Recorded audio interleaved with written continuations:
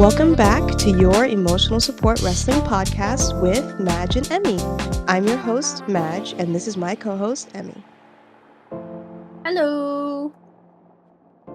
Sometimes you need emotional support for your emotional support combat sport, and that's where we've got you covered. So today is June 3rd, 2024, and we are 8 days removed from Double or Nothing. Before we get into the actual pay-per-view, we did a little Vegas vacation. Yeah. It was so fun. We had lots of fun. Um we went to the Grand Canyon, we walked around the strip. Madge took lots of pictures of me. I took lots of pictures of her. Um yeah, it was fun. We went to the pool a couple days. Um I got That's a some little sun. tan, just a little bit. A little bit of a farmer's tan going. Uh um yeah, it's fun. Yeah. Yeah. What's your favorite part? Okay, my favorite parts are between the Grand Canyon, that was awesome.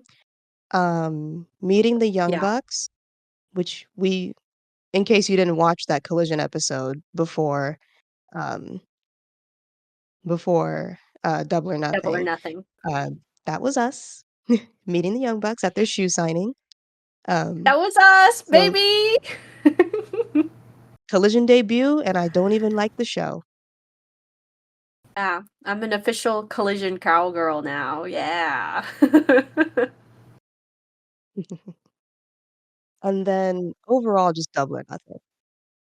The best part was probably the fact that we debuted on Collision despite not even going. I know. We did Yeah. not buy tickets for Collision, and we didn't plan on doing so.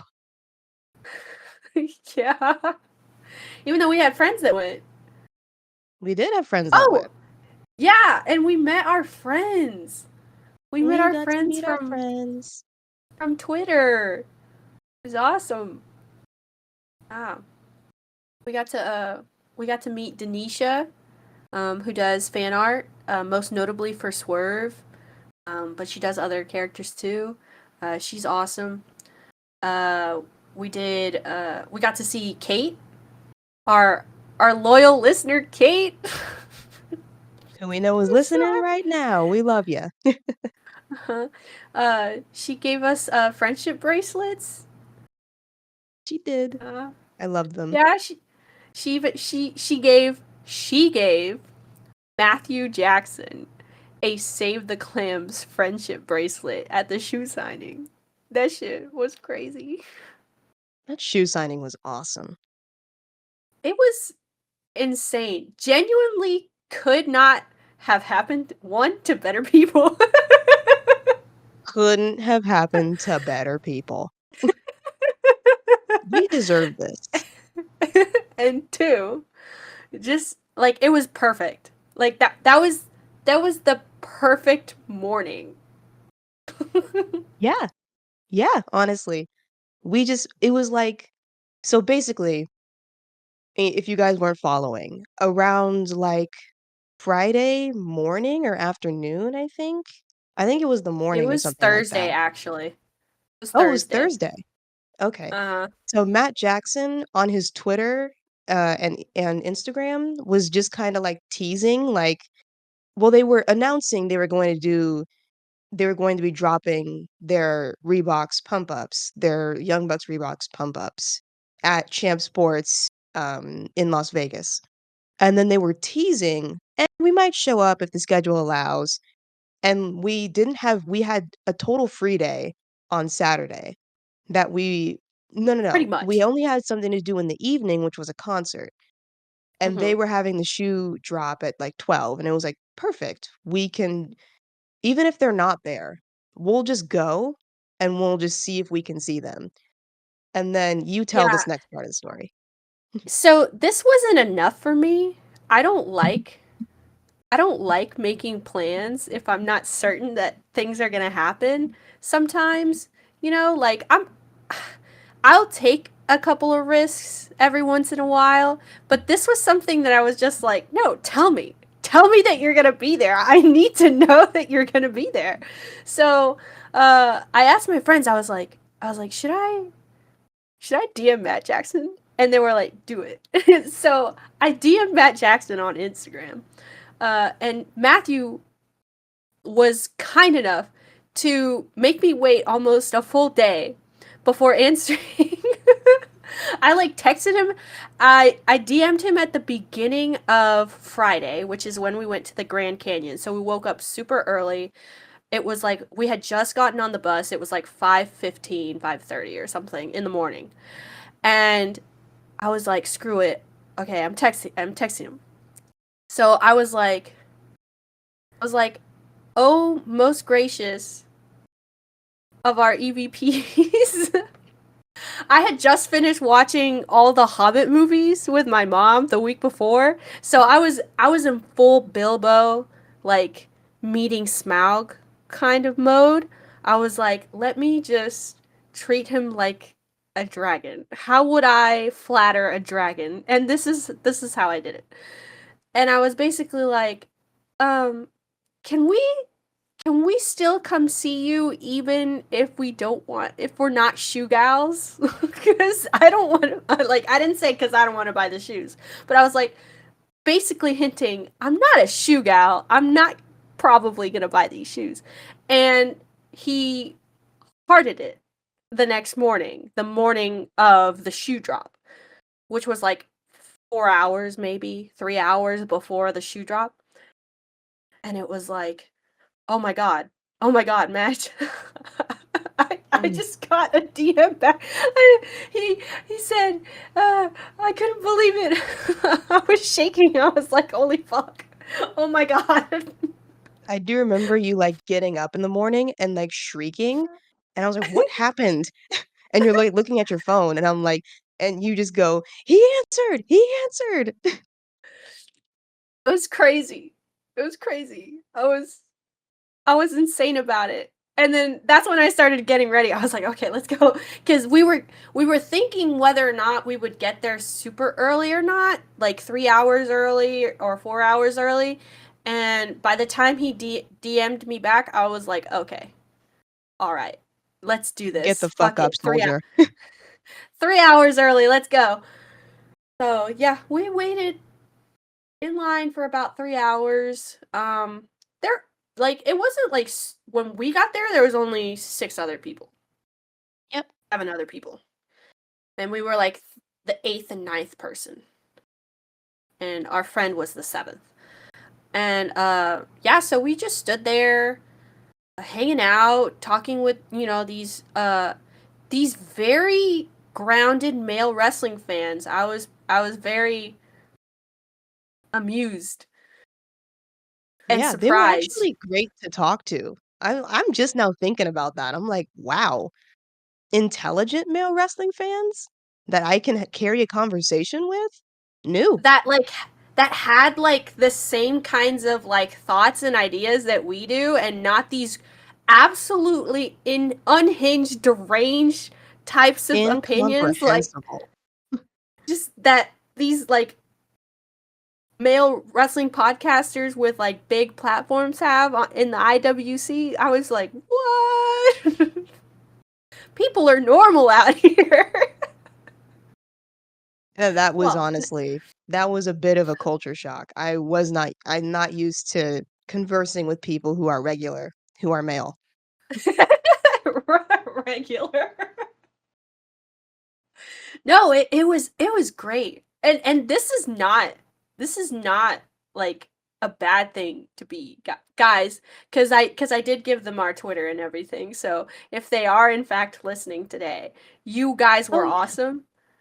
And like it was honestly like a great day. Like I actually enjoyed having fun talking wrestling with other people, which I don't always have. So that made me pretty happy. Like just the culture of wrestling, and like sometimes you really do have to just meet other wrestling fans in real life to realize that we're all pretty normal. We're all pretty normal. For the most part. Yeah, like some people some people say crazy stuff online, but like at the end of the day, we're just normal people. Like that's the craziest part of ourselves that we leave on the internet. That way we can just be normal out here, you know? Just calm and cool and collected. Kind of Yeah, rabid still a little bit, obviously. We're wrestling fans, but it was fun. Yeah, I had fun. Good guys. Good guys we met there. Um, yeah. there were a few um choice people with choice options of merch to wear to a Young Bucks shoe drop and meet and greet. Y'all are That I spending did. money on the wrong things. Buy a new t-shirt. Fuck Ah, the shoes. to be Wear a fair, t-shirt of someone who's employed by the company. the one guy who I talked to that was wearing one of said shirts, um, he said, "I'm just here because of him," and he pointed at his friend. So he was literally just like, "I'm literally only here because this guy dragged me." um, Sounds about right. yeah, and there's a couple of people like that. You know, there was a lady who came with her friend, and she was just like in the line, like well outside of the line, just walking with her. It was nice. Yeah, I applaud all friends of wrestling fans. Yeah. Y'all are People real who just ones. go along with their friends to these crazy shows, you guys are the backbone. Truly, it's great. It was awesome. Yeah, and then they showed up. And then they were just there. And then I'm literally hugging Matt Jackson and telling him I love his pearls, and I don't like what the fuck is happening to me right now. Yeah. It was insane. I heard the cheers coming from down the line, which at this point had gotten to like at least 70, 100 people.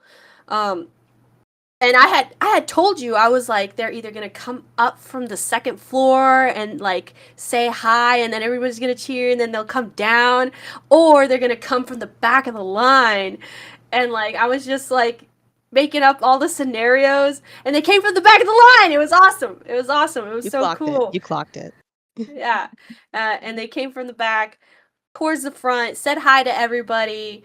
As soon as they got toward the front, there was a few people they started recognizing, like, obviously long time fans, people who clearly they see all the time, you know, and like they started hugging people and my stupid ass just goes, "Can I get a hug too?" And then all of a sudden my phone is like hitting Matt Jackson's bosom. Like my body is touching Matt Jackson's bosom and it's in my face. It was awesome. Yeah. Ah. I was like, at this point in time, since you had like bucked up and asked, I think Matt hugged the rest of the people who were in the front of the line because when he got to me, his arms were out. So I'm like, fuck it, we're going in.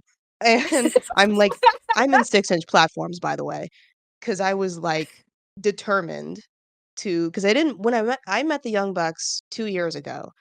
Obviously they didn't recognize me because they had since met at least 9,000 other fans. I do not take that personal. Um, Probably, yeah. yeah, at least. Um, so the first time I met them, I was in flats. So I was shorter than them, and I'm like, "That's not happening again." So I wore 6-inch platforms. We walked from the hotel to the mall, I'm in 6-inch platforms, stood in line for 3 hours, 6-inch platforms, and then I'm leaning over to hug Matt Jackson, and then when we take the picture, I'm the tallest person there, and I'm, like, leaning down to, like, get in frame, and I'm just like, "This is the greatest day of my life." Honestly, you looked beautiful. I don't I don't know what kind of camera they got that make us look so like hazily glowy, like there's halos behind us, but that shit was nice. Oh, that camera I don't I need to either get my hands on the camera or hire their crew because I need some headshots done. I joked in the group chat immediately after meeting them, that uh, I looked so amazing in the pictures with the Bucks, and I was like, "No, seriously, like I'm drop dead gorgeous. Like I can't believe it." And the first thing I said was, "What the fuck did I say?" I think I said, "This is what happens when you're like near Matt Jackson. Like this is just Yep. what happens. You just look like that now." You get near the Bucks, you get yassified. Yeah. Ah. Oh my god, it was such a cool moment. And they were so chill. They were They so were chill. I'm very grateful that we were like the first 10 people in line. So we got like fresh young bucks, like fresh and ready to socialize Mhm. because we were talking to them for maybe 3 minutes. Yeah, it was crazy. I'm I sitting also, there talking to Go ahead. yeah. So, I wanted to say this. I was like rehearsing something that I wanted to say because I thought of it and I'm like, they need to know that I wanted to say this.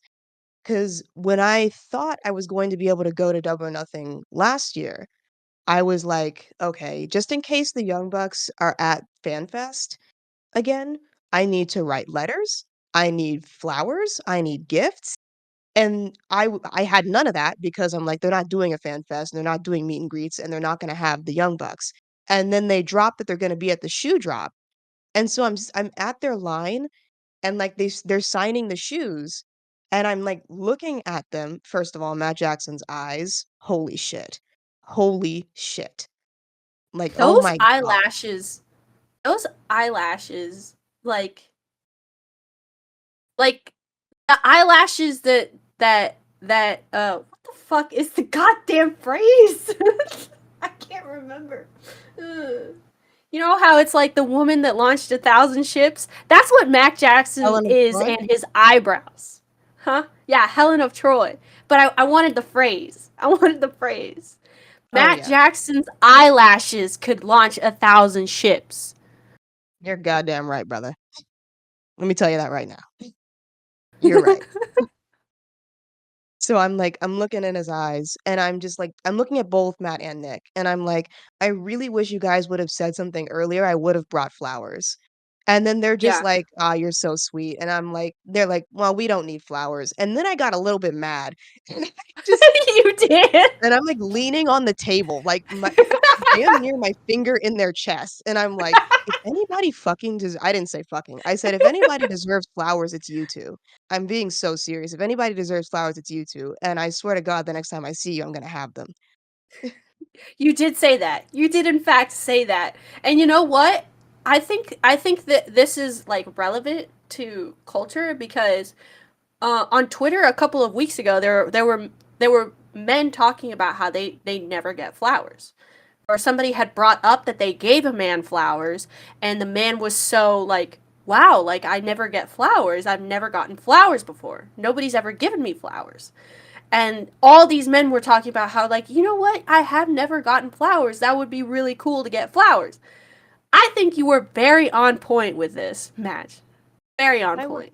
I was both thinking about like that because like yeah, men don't get flowers. It's kind of men's fault, but also that's not saying they don't deserve flowers. Um, Yeah. and But then as it a was metaphor, also obviously. as a metaphor, yes. And then I was also thinking all the times, every single fucking time, the Young Bucks have said, "You guys will not give us flowers until we're dead." And I'm like, I'm simply not having that.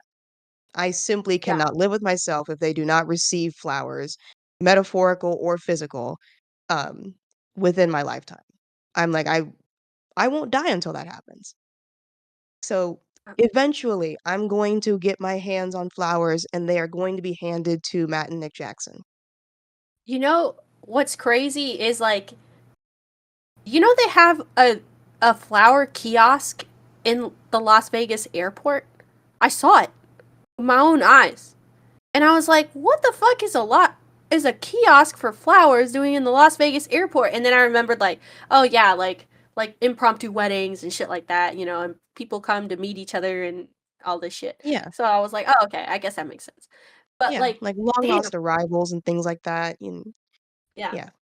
But yeah, next time we need to we need like florists on speed dial every time we go on vacation. Like in that location to be like, if the young bucks show up, we got flowers ready. I need to have, like, the grocery stores, I need to have the flowers, I need to have the kiosks, I need the maps. I need to know where everything's at. Yeah, we're gonna be much more prepared the next time. You know what? Actually, that can be something we Google after we get off the air tonight. We're gonna Google flowers in London Yes, we are. That's what we're gonna do. because, because, because that shit is gonna happen. I'm manifesting it. I haven't told my mom yet, but I'm manifesting it. Okay, it's happening. I may have to give her more time on this one though. She's pretty You might upset you about the might just fact. have to give her some time. But Yeah. I think since Mm. you honestly, coming back alive from Las Vegas, I think that's a big step. Yeah, but London is a whole different country. Like it's across a sea. It's across the ocean. That it is. um, It's just London. um, yeah. But anyway, they deserve their flowers. They do. I was talking to Nicholas Jackson about the Grand Canyon. I don't know why I started talking to him about the Grand Canyon. I think he was talking about what time they woke up or whatever. And Oh, yeah. because I'm like mildly autistic, I feel like the way that I can converse with people is by saying things that happen to me that remind me of the thing that they're talking about. And I was like, "Oh yeah, I had to wake up early yesterday for the Grand Canyon. And it was awesome and this and that." I feel like sometimes people think it's like a, oh, like I've had it worse kind of thing, and that's not it at all. I'm not trying to do that. I'm literally just trying to relate to you by telling you my own story. I hope he didn't take it that way. Oh god, did he take it that way? Fuck. I don't think so. Oh, I hope not. He's had enough panicked fan interactions to just kinda know how to weave through them and find the real Yeah. meaning. Oh, Jesus. That listen, Hangman is the anxious one. I can tell you right now because these two, they got it locked down how to talk to people. It is Oh, crazy. yeah. Yeah, they're just listening and talking and just going boom boom boom. Like this one talks and that one talks and that one goes oh yeah and then that one goes yeah. It's just perfect. Like perfect fan interaction. I have never been happier in my life. It's not to say that Hangman, is bad at it, but he is so much more quieter. And it makes me also like an anxious person more anxious. It's like two skittish horses going like, what the fuck is going on here?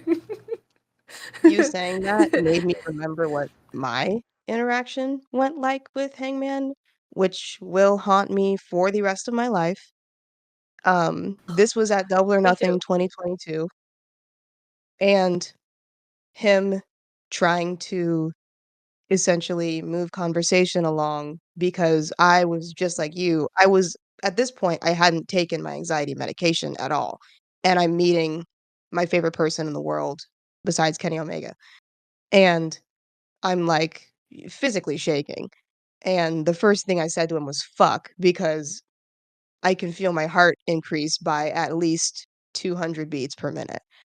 And he just kind of nonchalantly, well, he's trying to be nonchalant, and he just goes, "So who do you think is gonna win?" And I go, "Oh, you." And I said, "'Cause I'm gonna fucking cry if you don't." And ooh, oh, the look on his face. I feel so Oh. bad having said that. I feel so bad having said that.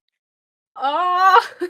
Every time I hear this story, it breaks my fucking It doesn't get heart. any better. It Oh. never gets better. Okay. Somebody get this clip to So Hangman so I can apologize. I'm sorry. I did cry, but you did not disappoint me. It was not your fault." Absolutely not. It wasn't his fault. He doesn't think Jesus. that. I know he doesn't think that. I know he thinks that I know he probably feels like like he disappointed me. It is not on you.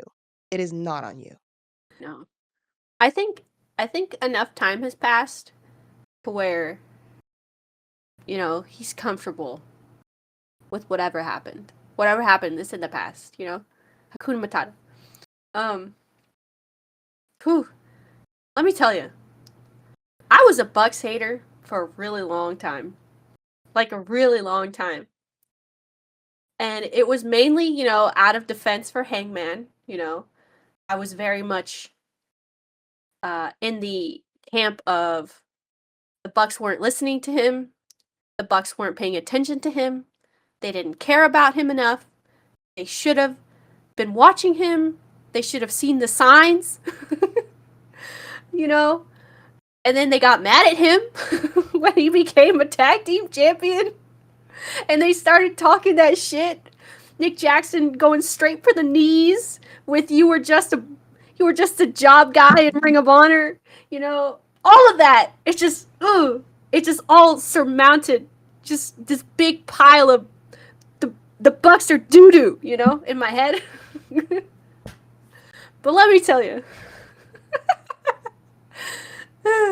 Madge is laughing at me. Uh, let me tell you, after 5 years, it took me 5 years. It took me a long time to like come to terms with my hatred of the Young Bucks. But one thing I can say, I have never hated them in shoot. Like, I don't shoot hate the Bucks. I shoot love the Bucks. And if that wasn't any clearer before, it was cemented that day. They're just they're so nice. They're such nice people. Like They're just we didn't loving little have a boys. fan fest. We didn't have a fan fest this year and these guys were kind enough and willing enough and determined enough to make sure that they got to be face to face with their fans the day before the pay per view, the weekend of.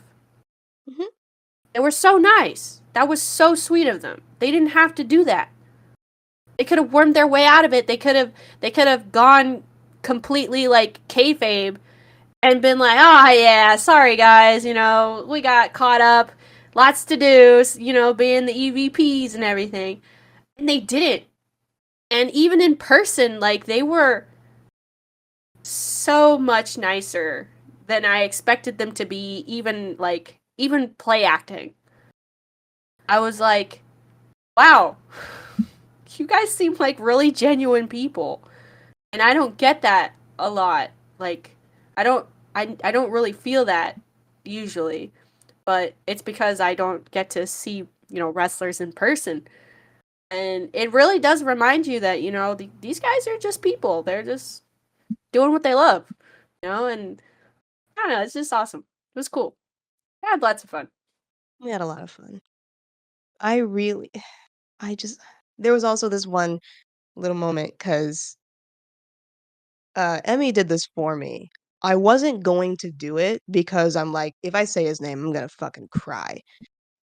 But, when I was in the bathroom, like, putting makeup on and getting ready before we left, I was like, "Would it be rude of me to ask how Kenny's doing?" And then I was like, "I'm not gonna do it." Like, to myself. Like, I asked Emmy, and she was, like, getting ready in the other mirror, and she was like, "Nah, they're his friends, like, you can ask." And I, like, internally said, "I'm not gonna ask." And then Emmy goes ahead and asks anyway, and they're like, "Oh, he's doing good. He just had surgery." And then Emmy also asks, "How's Hangman?" And they're like, "Oh, he's doing good. We talk to him every day." And then Nick just kinda goes, "We're supposed to kayfabe that, but, So they just like to Yeah. they just like people. That's one thing Yeah. about them. They like to interact with people and have a good time and make people feel happy.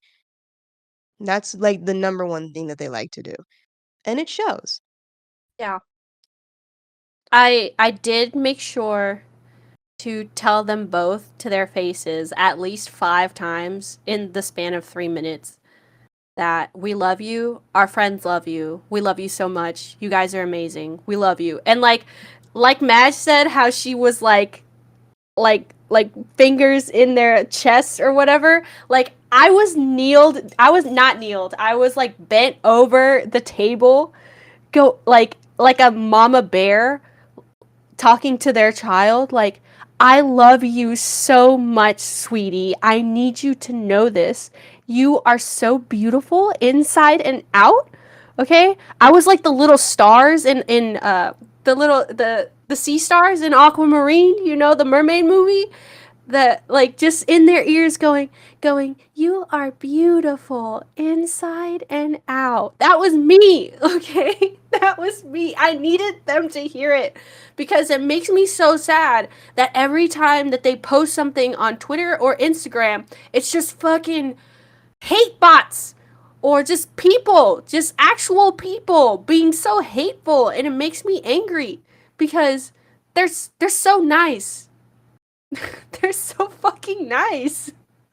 I think it's important to, like, tell them so aggressively and so, like, firmly in person to their faces that they are loved and we love them, because otherwise, they would only have social media and, like, the kayfabe to go off of, and all of that Mhm. is constant booze and negativity.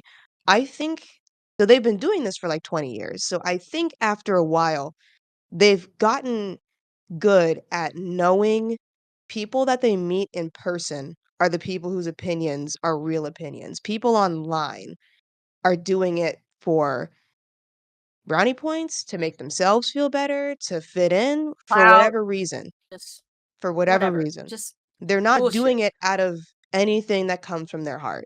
When the Bucks meet people in real life, that is stuff that comes from their heart.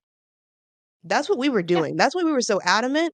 That's why we were basically like fist in clothing, holding them to our faces and like Holding you're Matt listen, young Jackson man. against a wall. Like listen, Listen. young man. We we love you. You're loved. You deserve flowers. You're amazing. You're great. You're the reason we watch wrestling again. We love you to death. So it's like I'm glad that they were generous enough to give us that. Yeah. To give us their time, you know? Yeah, Yeah. the most valuable thing in the world, and they chose to give it to us. So the least we can do is give a little love back. Yep. And yeah, that was so nice. They're so nice. They're the best. Yeah. I love them. Yeah. Do you want to talk about what happened like immediately after that? Did you And I forget? what happened? I'm gonna be real. I don't remember a lot. The shoe Oh, belts and Amanda okay, Huber okay, and okay, the okay. social media lady Karen. Yes, yes. She pulled me, you, and Caitlin aside, like in a group after we had met Matt and Nick and gotten our shoes. Um, by the way, we split the cost on one pair of shoes. We didn't both get a pair of shoes, so we're a sisterhood of the traveling pantsing these things. Um, Yeah.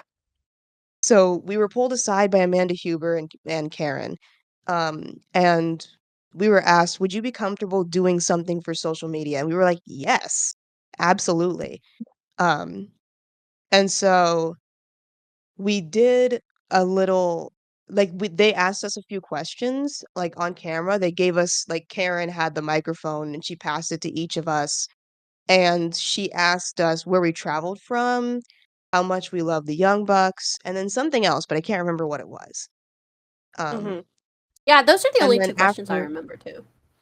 yeah, oh, it was, like, our names, where we traveled from, and then how much we love the Young Bucks. That was it, I think. Yeah.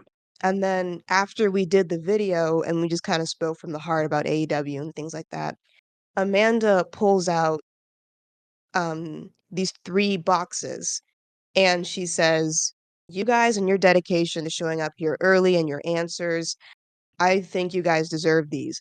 And she gives us the boxes, and they're the AEW Championship shoe belts. The ones that you guys have probably seen on the Bucks Instagram or their Twitter or AEW Twitter or AEW Instagram, the ones that Or the you press scrum. can't buy anywhere, or the press, the ones that you cannot Or buy. inside the NBA? Inside the NBA? Oh, did they figure them? You know who got shoe belts? Me and Shaq. Nice. Yeah. Me and Charles Barkley. It is so like they're when like Amanda like opened the box, I was like, "Holy shit, that's beautiful." And then she explained that they go on the back of the shoes and you like put them in the laces and I'm like, on the shoe, this is never leaving my box. This is going in a this is going in a glass case? Yeah, Yeah, I'm treating that thing like a prime mint condition action figure. I didn't want to be selfish, so when she said that we were each getting them and we had only bought one pair of shoes between the two of us, I was like, I didn't buy shoes. Like we split the shoes. Like, do you want this back? And she was like, "Oh no, no, keep it. Keep it. I want you to have it." And I was like, "This is so nice. Thank you. I'm going to put these on my cowboy boots." I'm so excited.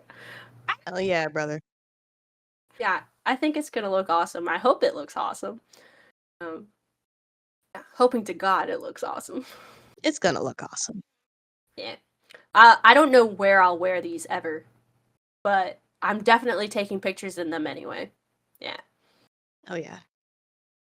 Oh, and you got to ask them questions too. Like Oh yeah. we asked them, So they asked us questions, and then Madge goes, can we? No, I said something like, Madge, didn't you have questions for them? And then you fucking had questions written in a notes in your notes, and I was like, what the fuck? I didn't realize you yeah, had like them written down. listen, I had questions. I had been concocting questions for the AEW graphics team since about this time 2023.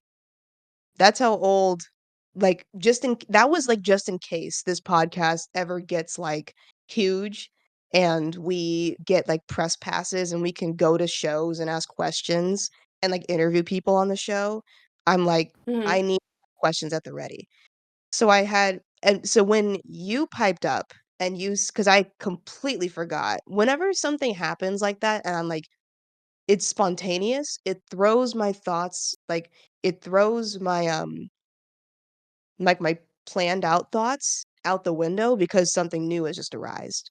Um, Oh, I understand completely. That's why yeah. everything that I did was for you because I was so shocked in the moment that the only thing I could remember was the things that you had wanted and not the things that I had wanted to do.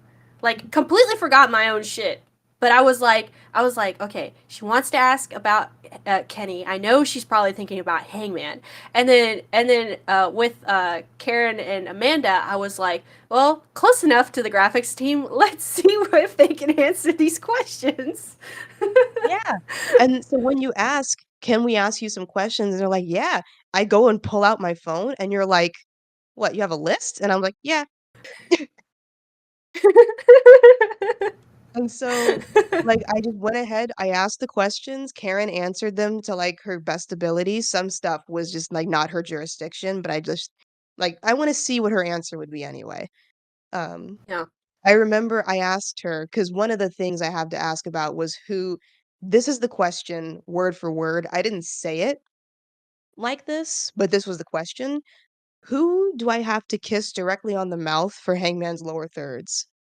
And she responded, "That's just the people in the truck, like, that's not on me," and I just kinda went, "We don't have any names?" Like, I'm trying to, like, be journalistic and, like, push for something, and she doesn't go for it, and I'm like, "Okay, that's cool." But I'm like, "Yeah, Yeah. it's the graphics team in the truck that does it." And like, as she was answering those questions, I was writing them down with the questions on in my notes app, so they're still there. Nice. Yeah, in my head, I was like, I was thinking, I was like, should I pull my phone out and record this conversation right now? But I was like, I don't want to do that. Like, I didn't want to seem like pushy about anything because, like, they were being so nice to us That already. was really, Like, really generous. yeah, no, they were such nice people. And honestly, everybody that came with the Bucks, like to film and like, just all their social media people and everything, like They were like so Amanda, cool. like they were so nice. They were so cool. The lady who was watching the line, like one of the security, the AEW security, she was talking to us before the Bucks got there, and she was like talking about my hair and like I think somebody had asked her about her tattoos, and we were just talking, girl talk. It was really nice. Like everybody is genuinely some of the nicest people I've ever met. Genuinely. And I was just like it was that's why what I say when that's why I said it was such a perfect like morning because it was just fluid and awesome and just couldn't have happened any better and couldn't have gone any better. Like genuinely. Just it was perfect. Agreed. It was r Yeah. it was so worth getting up early. It was so worth waiting in line. It was so worth the money for the shoes. Honestly, those shoes feel like a cloud. They did well with those shoes. Yeah. Yeah, it was awesome. I love them, and I love AEW. It's so much fun. It's such a fun environment to be. It's great. Good people. Good They really people. are good people. Yeah. All right. Do you want to talk wrestling or would you like to gush more about our vacation? We can Oh, I wanna bring this up before 'cause it's like a good transition into talking about the show. Mm. So, when we were down at MGM, so when we were getting to the Grand Garden Arena, um, so Emmy got sick, like, the morning of Double or Nothing. So we went to go get hot tea and, like, lunch before we stood in line to go to the show, and while we're getting tea, Big Bill is just casually in line, and Literally ordering his drink the same time that we're ordering ours. Like right before us. Right before us, but he he's right in front I of us. guess by some form of like time management, we end up at the register at the same time as he's paying. Mhm. And Madge before this, like when we're just a teeny bit behind him, she's like, "Is that Big Bill?" Because we had already given each other confused glances at this For fucking real. tall ass man. Like, he's hunched over like, this poor cashier was maybe 4'11", this poor woman, and so he's, like, hunched over, like, he's, like, a soft talker too, so he's, like, leaning down to, like, talk to her. Even then, he's hulking. So we're just looking at each other, Yes. we're looking at him, and we're like, "It's Big Bill, right?" Yeah. And like I look over, I like tilt my head and I'm like, yeah, yeah, that's Big Bill. Yeah, that's Big Bill. That's him. And like I have a mask on. I have a mask on because I'm afraid I'm gonna get somebody else sick or something. I'm trying not to get anybody else contaminated here. And I'm just like muffled behind my mask, muffled, like, yeah, that's Big Bill, that's Big Bill. I know. And so we step up to the register that's next to his, and so Emmy's ordering. And I just look over and I'm just like nervous because like he's large and he's big built and I don't want to be the fan that like interrupts and like disrupts his day or anything like that. I want to be as polite as I can, but acknowledge that he's cool and I like him. And Yeah. just like so I just like lean over like as he's done and I'm just like, we're excited for the show tonight. And he's like, really? That's awesome. And he's so cool. Oh my God, he's cool. And he's like, that's awesome, man. Hell yeah. I was still ordering as this is happening. And finally when I like start pulling my card out to like, finish the transaction, as they're talking, I like I turn my head and I look at him and I'm like, "Hey, how are you?" Like trying to be as casual as possible because I'm not I've decided I don't want to be the type of person that like disrupts their day, you know? And obviously they're always going to get highs and hellos. Like I feel like that's as far as I'll go personally. I'm not going to sit there and waste their time. Um but like a hi, a hello, talk, a little tidbit like enjoy the show or can't wait to see you at the show, something like that. But like asking for a picture, all that, I mean, that's good and fine. Everybody else who wants to do that, as long as it's not in their fucking hotel, like like As long as they're not being stalked into it. yeah, stalked into it, asked to sign shit, at the fucking airport at God knows what ungodly hour of the morning, like shit like that. That I do not condone at all. Fuck that shit. But like anybody who's like, yeah, I'll take a picture. Could you take a picture with us? Me personally, I don't feel comfortable doing that. I feel like that's still a little bit overreaching, and I don't want to personally do that. But I'm cool if other people do. I just know I'm not gonna do that. Um, so it Yeah. was just nice to have like a teeny little conversation with him. Like that's all I ask. Like I'm acknowledging you, you acknowledge me. Like that's it. And it's like, yeah, okay, cool. He was so fucking nice. He is so He was nice. so nice. Yeah. He's a gentle giant kinda guy. Um, Yeah. He is in w fact yes. gigantic. We were He is in oh, fact he's big.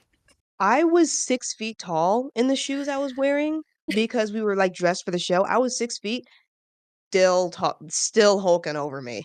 I felt like I might as well have still been 5'7". Um, Yeah. we were, like, waiting in line at the same time for our drinks, and I remember I leaned over to you because I was like, "I also don't wanna interrupt him and ask to take a picture with him if it's just for me." And I'm like, because sometimes you will, like, ask me, like, "Can you do this if you're too nervous?" And I'm like, "If she wants a picture, we'll do it together." But you were like, "Nope, I don't wanna interrupt." And I'm like, "Me neither. We're leaving him alone." Yeah. Yeah, and there was like maybe one or two people who went up to him and asked for pictures while we were waiting in line. But Yeah. like I said, I'm not gonna intrude on him like that. No. Cause yeah, I mean, also I was sick. There was that Yeah. part too. That'll do Once it. again, That'll do it. once again, I'm not trying to get near people, I'm definitely not trying to get near a wrestler who has a show that day, So it's like, let me just let me just not. Yeah. Yeah, but we did get to tell him, we're excited for the show, and he said enjoy the show. I said thank you. Have a good show. you know, Mhm. all that stuff. It was nice. Yeah. Yeah. And then this was when we're getting closer to the actual show, but I just wanna share one more thing that, made me wanna kill myself. Um, we were, I know what this um is. you do know what this is. We were finally in line to get into the Grand Garden Arena. We were like they broke it up into about 5 or 6 different lines for general admission, and we were pretty close to the front, and we were conversing with this couple in, like, line in front of us, and while we're in line, certain wrestlers are coming in and out of the Grand Garden, like, either get ready to wrestle, or they're going out to go get some things to eat, or they're trying to pick somebody up, or whatever they were doing. Yeah. Wardlow comes Most of out, them on the phone. most of them on the phone. Daniel Garcia, I saw you. And he We was saw like, "Can you. you hear me now?" I know he was trying to get somebody, like, to try and get them into the Grand Garden. I could tell that's what that conversation was. Um Mhm. And so Wardlow comes out, and I know this because everyone starts to do the Wardlow Goldberg chant. And I'm just Yeah. as I hear this, whenever anything has to do with Wardlow, I perk up like a fucking hunting dog. Like a dog. Like a dog, yeah. Yes. Ears go up, I'm pointing, I'm sniffing for him, like, where is he? And so he's like at the front, and he's really just trying to go eat somewhere, I think, like, go get some lunch or whatever, and he stops and he's, like, waving to the crowd and things like that, and he, like, walks around the line, and he stops to take a few pictures, and, at that moment in time, I'm like, "God fucking damn it, that should be me." Um, and then he walks off, and then the people that we're talking to were like, "Yeah, apparently he was just on the strip with his shirt off, just taking pictures with people yesterday," and I'm like, "Are you fucking kidding me? Are you fucking serious? What's wrong with why would you fly in a day before? All that free fucking time we were walking around the strip, I looked amazing, and you were just what the fuck were you doing? Where the fuck were you at? It's funny, the day that he comes in is the one day we're not spending time on the strip. The one day! We had been on the strip literally every single day before then. Even post Grand Canyon, we were on the strip. Yeah, we were. That one fucking Saturday, we are at the Fashion Show Mall, we're at Area 15, we're at fucking Virgin Hotels at a concert, and now you wanna show your fucking face? Can't have This shit in this fucking guy. house. Also, apparently he posted a picture of him eating alone that day too. Like Kill me. after Double or Nothing, right? Kill me. I think Take me out back and either I fucking showed it shoot to me. you. You showed it to me, and I wanted That's to just take like your phone and football spike it on the concrete. That's what I, because we were literally looking around MGM for places to go eat. Every single place was closed, and we had to go back to the Mirage, and he was just there? L Why me? it wasn't meant to be, Madge. It's It not wasn't meant meant to to be. be. I hate him This here. is the most this is the most like privileged bratty like face I've ever seen on Madge ever. Yeah. Normally she's pretty poker face about lots of things, but like I get I get a certain way. I've noticed I don't know what these fucking white boys put in their water. It is MJF, it is MJF, and it is Wardlow. That, like, if I don't get my way about them, I will throw a tantrum. If anything goes wrong to where I do not cross paths with them, I am mad, I am bratty, I am upset. I will circle back around to this when we actually start talking about Double or Nothing because I have something to say. You know what? You know what? Let's just let's skip all this other shit and get right to what you want to talk about. Okay, so Adam Cole gets to walk out at Double or Nothing and cut a promo on Las Vegas, talking about he hates Las Vegas. He hates everybody here. He doesn't know why the hell he's here in the first place. He should be at home, resting, healing up with his ankle or whatever. And as he's saying all these things, believe the lights go off, and then a video starts playing on the screen. Would you like to talk about what plays? Alright. So first and foremost, we start off with this hallway. It's like a bare hallway, it's got, like, red walls or whatever the fuck, and Music starts a video playing. Sorry? Music starts playing.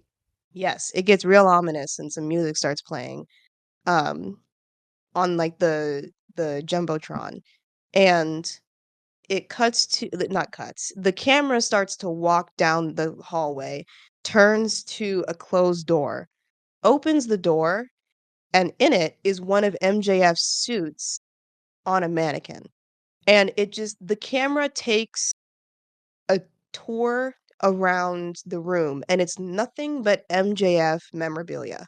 It's his Dynamite Diamond rings, It's his pictures, it's his gear, it's his scarves, it is the dog collars. I repeat, it is the dog collars on a shelf. That him that him and Philip wore during their dog collar match. I don't care what he did, you can never take that match away from me. I believe there was also the strap, the belt that he whipped Cody Rhodes with. Yes, Didn't he whip Cody Rhodes? yes. No, no, no. No, no, no. He used Yeah. he had a strap match with who was it? Because he didn't use a strap to whip Cody Rhodes, he used his belt. Whatever, but the belt was there, wasn't it? He had a I will rewatch the video that I took. I videoed Okay. all of this. We will review the tape, All and we will get back to you. right. Um, uh-huh.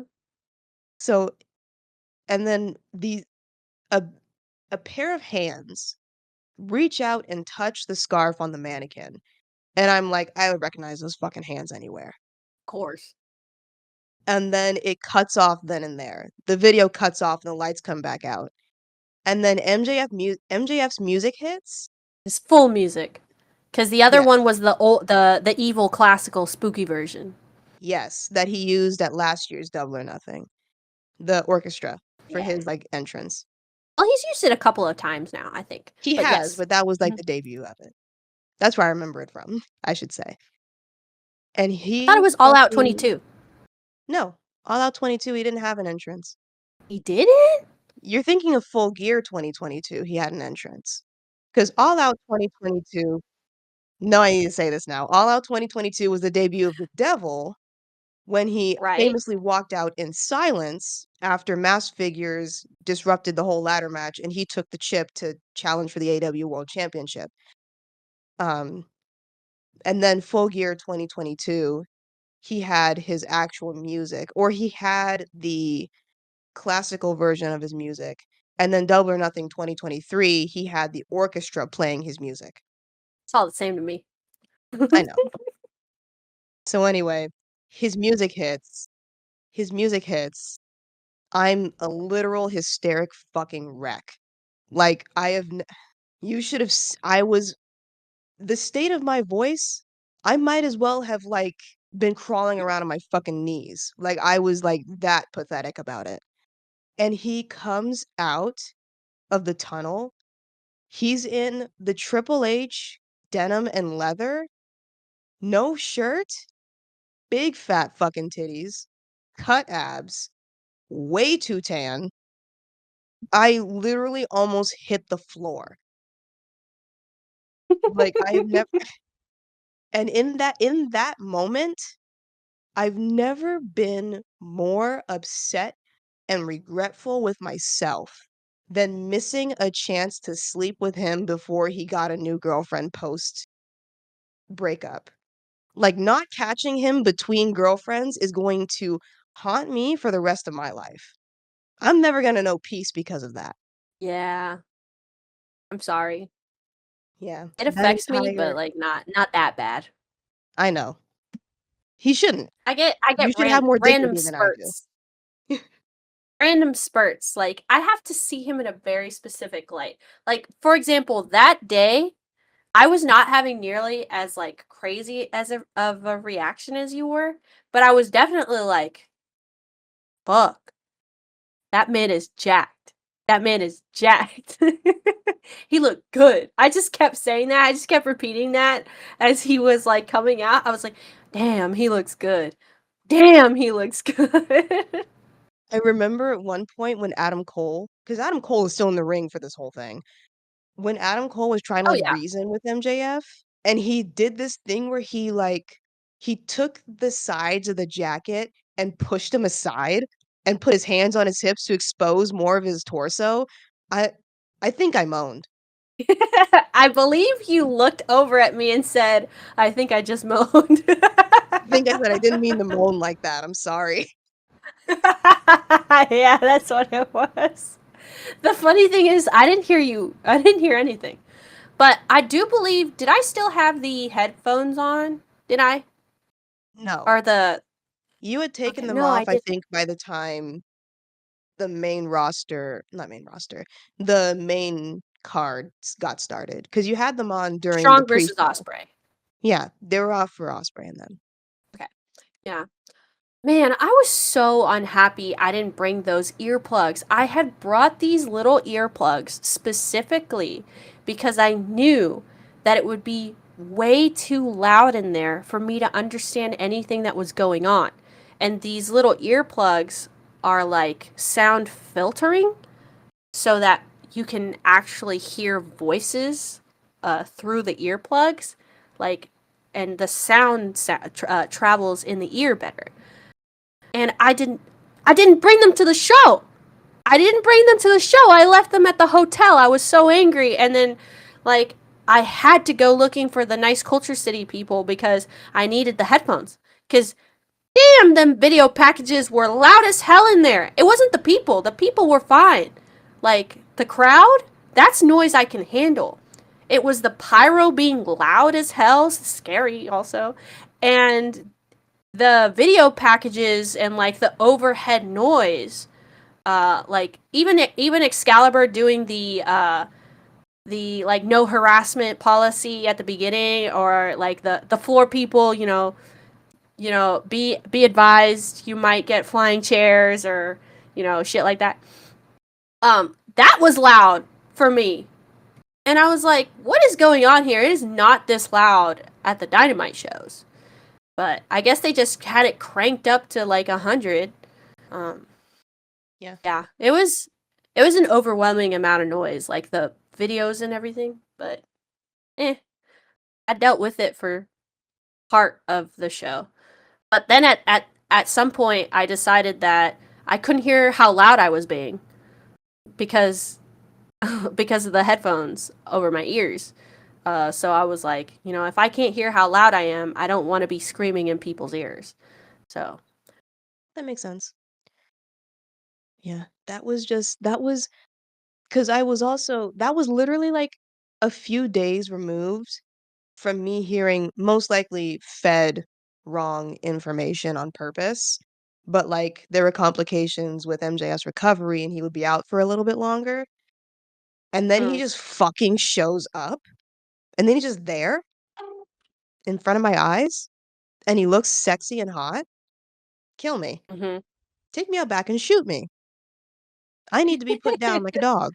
yeah, he looked hot. Um, so the gist of the promo was basically all that shit that went wrong during my reign. Fuck all that shit. We're not doing that anymore. Also, um, I'm never trusting anybody else again. Sure, and Jan. also, and also, I'm not fucking leaving in case that wasn't clear to you, stupid marks. And Yeah. then here's my tattoo. Cute little tattoo. I'll give him that. You're the only one who thinks so. Uh, It's not listen, listen. We have the pinnacle of bad tattoo. We've all seen Cody Rhodes. That's a yeah, regular tattoo. yeah.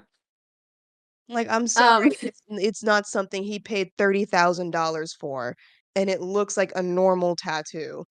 I can't believe people are dogging it, and people buy shirts of Cody Rhodes. Shut the fuck up. The fuck do you who do you think you're talking to? You buy fucking you wanna talk about tattoos, do you? Show me that fucking Cody Rhodes t-shirt and shut the fuck up. yeah.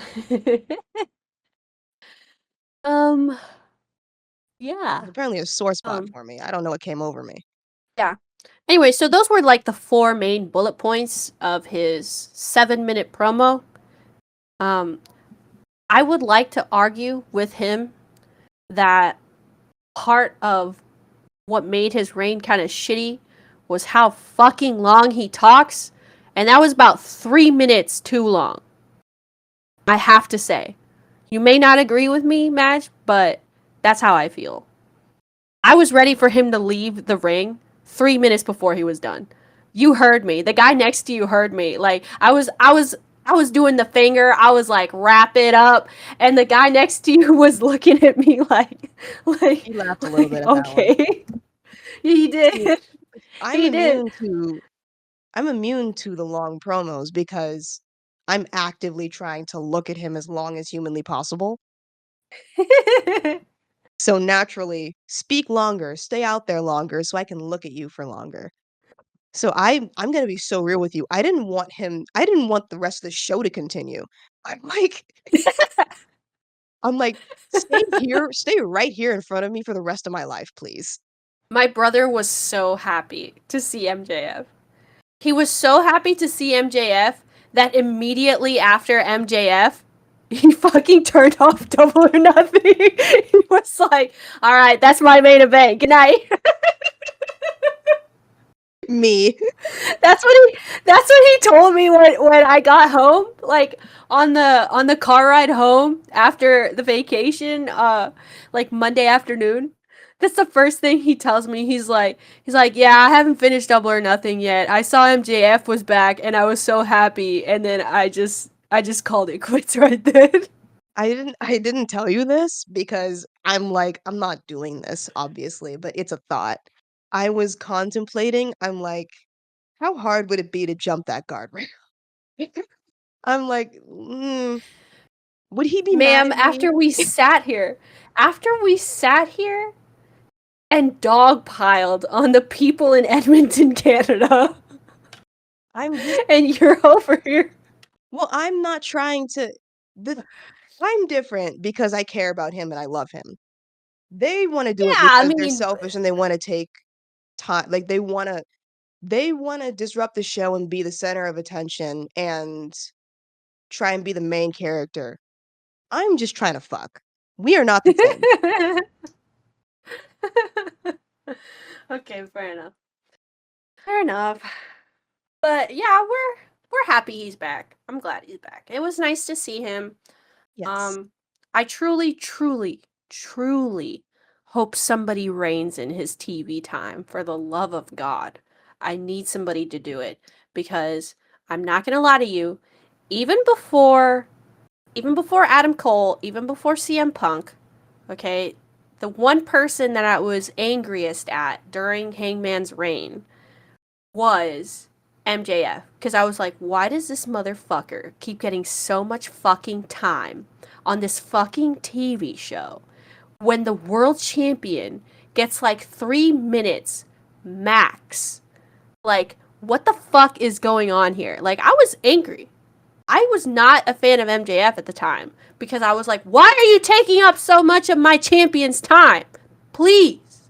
So, that's still one of my main gripes with him. I need him to tone it down. I need him to tone it down. Yeah, fuck And that. if Let's he see if we doesn't can do get a that, 20-minute promo out of you, boy. No, I'm kidding. no. I'm kidding. I'm kidding. We You don't and my need a brother 20-minute will be promo. happy. You and my I brother will be happy. I will not. I will probably be the only person in the world who will be happy when those long promos come back. Because it's not an if, it is a when. I think there will be a lot less frequent because he's not gonna be in the title picture, I don't think. He's gonna well, actually, I have no I idea think what the he's going to be title. forced to wrestle, actually. I think they're going to force him to wrestle. He is gonna wrestle. I just don't know what angle he's going to be doing. He might go against Roddy Mm. in them. I don't know. I don't know. We'll find out. We'll find out. Yeah, this is going to be weird what's coming up with him. But yeah, on Dynamite we find out that Max is making his return to Dynamite this week, actually, 2 days from this recording, uh, Wednesday the 5th. So yeah, our boy's back. Um, anything else you'd like to say about him? How much time you got? No, I'm kidding. Um, yeah, honestly, I am very happy that he's back.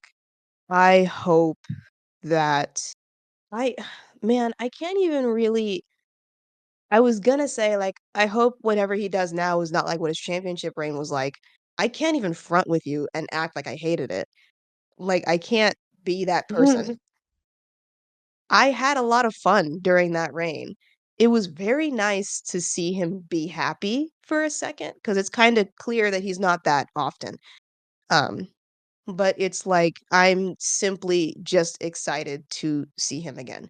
And I remember them showing the graphic watching Dynamite last week and being like, "But I want him back now. What do you mean next week?" There's that bratty Madge He again. makes me fucking pathetic, alright?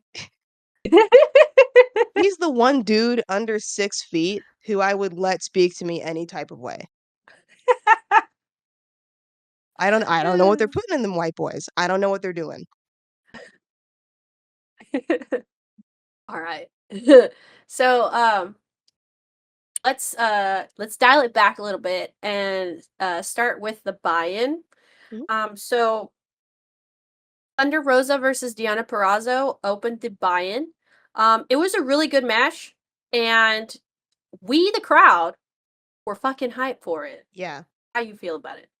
I think It was a good match, like grudge match.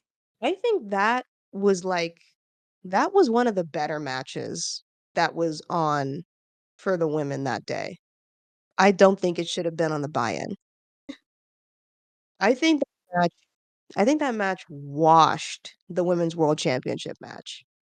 I wouldn't say washed, but I do think that the women's world championship match was probably the third best women's match on the show. We're gonna go ahead and take Yeah. probably out of there because it was. um, but I don't know. There was I think part of it was like you could really feel the anger between the two, like Oh, from the yeah. get. Yeah. And it was just I was hype. It was the first match, it's like you gotta get your groove in, Yeah. and there were so many people waiting in line to get in before the pre-show that it's just like, yeah, we were all there. It's like Yeah. The crowd was it felt like we were all there. Oh, yeah. The crowd was really into that match. I think the crowd this year was probably, like, the best Vegas crowd they had in a while. It was super hot. It was Uh-huh. like everybody who was there, like, gave a fuck and wanted to, like, show up and show out, especially in that match because it was, like, every big move they did, all the chain wrestling, all the false finishes, they were, dialed in. That was a lot of fun. I can't really remember how it ended, and at this point, I don't think it matters because I think they're still pissed off at each other. So Yeah. we're continuing this feud. Um, then we had a special announcement. Uh, Miss Martha Hart came out with Renee and Tony, and they announced that the Owen Hart tournament winners will now get a shot at the world title at All In. So, pretty much what people have been wanting from the Owen Hart is, bigger stakes, not just a trophy or a belt. Um, and like a trophy or a belt, I mean, they're both trophies. Like they didn't get defended at all. The Owen Hart Championships didn't. So, No. um, yeah. It's nice that now there's like a reason, a good reason to have the Owen Hart tournament, and it's really cool now because they seem to always be taking place in Canada. So then they will inevitably end up for the road to All In, which is in the UK. So this is all outside the US. Hopefully they can sell some tickets. 'Cause that'll be fun. Because I feel like sometimes they don't do very well at these Canada shows. Um, No, they kind of doesn't matter to me, yeah. They kind of coast but off it'd be of, nice. like, having Canadian wrestlers and think that's enough to sell the tickets. I'm like, "Guys, let's promote a little bit." Yeah. Hopefully it'll be like the Continental Classic, the Cunty Classic. Um, Yes. that way people have a reason, because like I feel like what the fuck is the point in the tournament if you don't actually get some stakes in here? Yeah. Otherwise, it's just an exhibition, and I'm like, "That's all well and good, but this is pro wrestling, and we have titles and title shots for a reason." Yeah. Mhm. So that'll be good. Yes. um They haven't yet announced anybody. Like, I'm pretty sure that's gonna be at, like, the next Dynamite, I believe, is announcing the brackets for who's gonna be in it, because 'cause we're getting kinda Mm. close to August now. We still got a little ways away, but we're getting there. So, whenever they release the brackets, we'll go over them, give predictions and things like that, and people we wanna see hopefully hopefully still the champion Swerve. Yes. Um, what was I gonna say? I'm hoping they put a lot of like good contenders in this tournament. Like lots of good people. Um, not just like 8 random fuckers, like make this big, like put lots of people in it. You have a full roster, please just, you know, Yeah. make it competitive.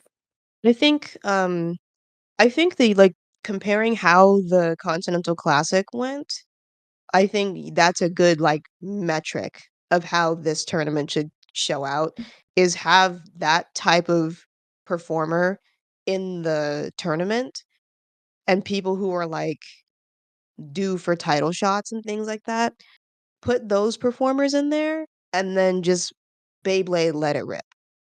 Like, just have the Oh yeah. fantastic matches that lead up to the big match at All In. Since this is the title shot at All In, do you think Hangman's gonna be in this tournament? Oh my god, I hope so. Please. Um, I have friends on the internet thinking that he will win it. Please? So, I'm asking. pretty please, please. It'd be nice if he gets like buy-ins to the finals. At the Yeah, very least, like the first round, yeah, like, they have, like, former because, champions that go in there.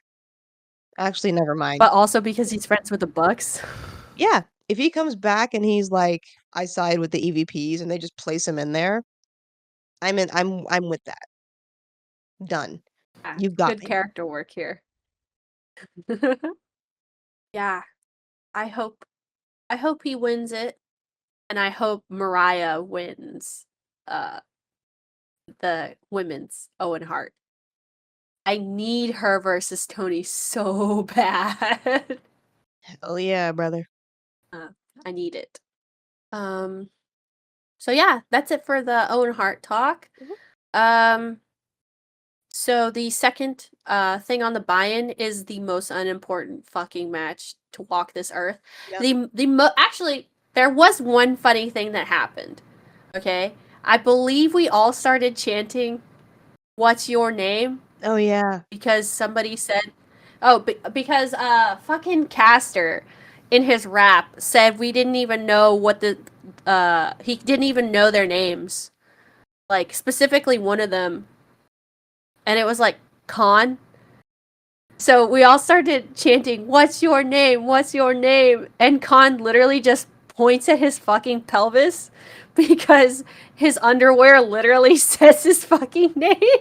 That was very good on him, first of all, for remembering that and doing that, because that is very funny. That was very, very funny. The Yeah, match didn't matter at all, but yeah, it was a funny moment. yeah. That was a funny moment. So that much I will say. Um, so thank you, Khan. You now have a soft spot in my heart. That was very funny. Max Caster, we're still at odds. I don't know what to tell you. Um, and the opening match of the main show was Roderick Strong versus Will Ospreay. Um, this was a banger of an opening match. Roddy did great. He was over there just like pulling all kinds of fucking moves on Osprey, like hurting his back, Mr. Messiah the backbreaker. Um, it was just I was so hyped at this point. I was like, yes, this fucking match rules. Like it was so good. Uh, probably in the top 4 matches for me, 4 or 5 matches for me. Of the show. It was really good. I liked it a lot. I know Matt probably was like, I felt nothing, Didn't. but Actually, so like any other Roderick Strong match, if Wardlow is not involved, I don't give a fuck. Double, I don't give a fuck because it was Will Ospreay. So I was thoroughly bored. There was a nice span of about 45 seconds where Wardlow was there. He attempted to powerbomb Will. He got caught by the ref, and he very much so, like teasingly, was just like, "Oh well, you caught me. I gotta go now." Because he, like, so very clearly doesn't care to help Roderick. It's just like he's biding his time before he can get his hands on the world title again. Um, so he just kinda, like, lets Will go, steps out of the ropes, and he's, like, walking by, like, the front row, and he's just like, "Man, like, nah, shucks." Such a bitch. I love him. It was giving the same kind of energy he gave during the dog collar match Yeah, with MJF and CM Punk. absolutely. Oh, I seem to have misplaced something. Like, I can't oopsie. find And the then ring. I don't know what to tell you. He's so yeah, he's very awful. good at that kind of acting. And I'm glad that he got to do it. I didn't get to see much of it. I was not paying attention to him at all, like in the That's slightest. my job. That's okay. I don't know what the fuck. I don't know what the fuck I was on. I think I was paying attention to Osprey the entire time. You probably were. You uh, probably were. yeah, fuck. He's all I got right now. Him and Swerve. Him and Swerve's all I got right now. That's true. And it's just like such a such a good wrestling match. Such a good wrestling match. It was a good Yeah. match. Roderick did not come to play. He did not. He I, came. I think I think I looked over at you and I was like, Roddy is showing out. You did. Like if he said if I'm gonna lose this match, I'm fucking play. And he's like, "You're taking this belt from me, but child, you're gonna earn it." Exactly. It was good shit. Good shit from Roddy. Definitely great, great wrestling match. Oh yeah. And then obviously Adam Cole comes out after MJF, da da da da. Yep. Went up. And then we have the Bang Bang Gang versus Death Triangle for the uh unified world tag trios Trios. Yeah. tag team Trios tag team championship. championships. Yes. This was also a good match. Mhm. I cannot remember for the life of me anything that happened in the match, but all I can say is this was the best trios match I've seen since the best of 7. Yeah. Well, yeah.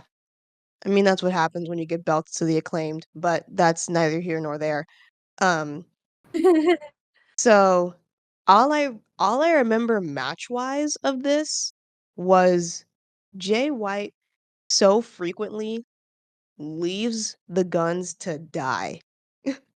Like, he lets them take the brunt of everything, and then he will get ragdolled a few times because he's Jay White, but he, like, lets them take all the hard Listen. shit, and then he gets his shit in after, and Uh-huh. I love that dynamic so much.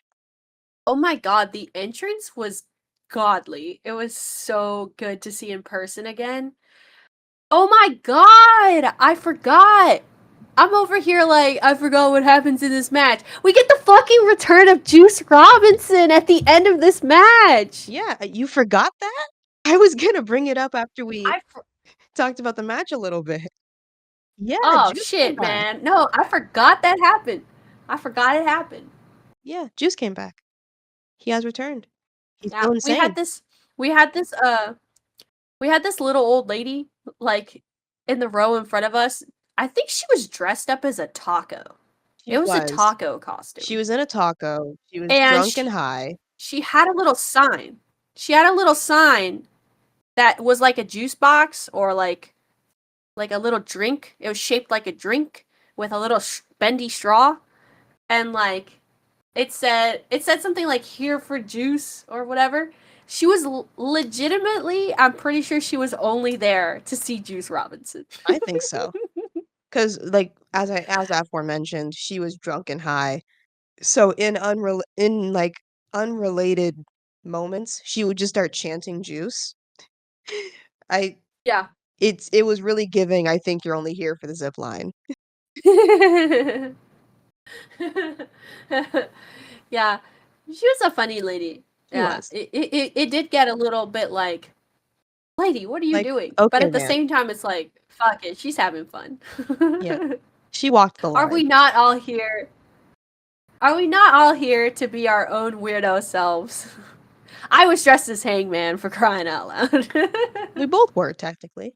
Yes, we were in our Hangman merch. You were wearing cow print boots, platform boots, and I was wearing black cowgirl boots. Um, yeah, we were. Damn. Anyway, so this match was very good. This match was very good. I, like I said, can't remember anything that actually happened, but I'm just so surprised at what a good match it was. Pac doesn't miss a beat. No. Penta doesn't miss a beat. Ray Ray's return back to the ring. That man is insane. I don't understand him at all. He's Like, gone through so he's much. clearly not boneless. He's clearly not boneless because that man breaks bones.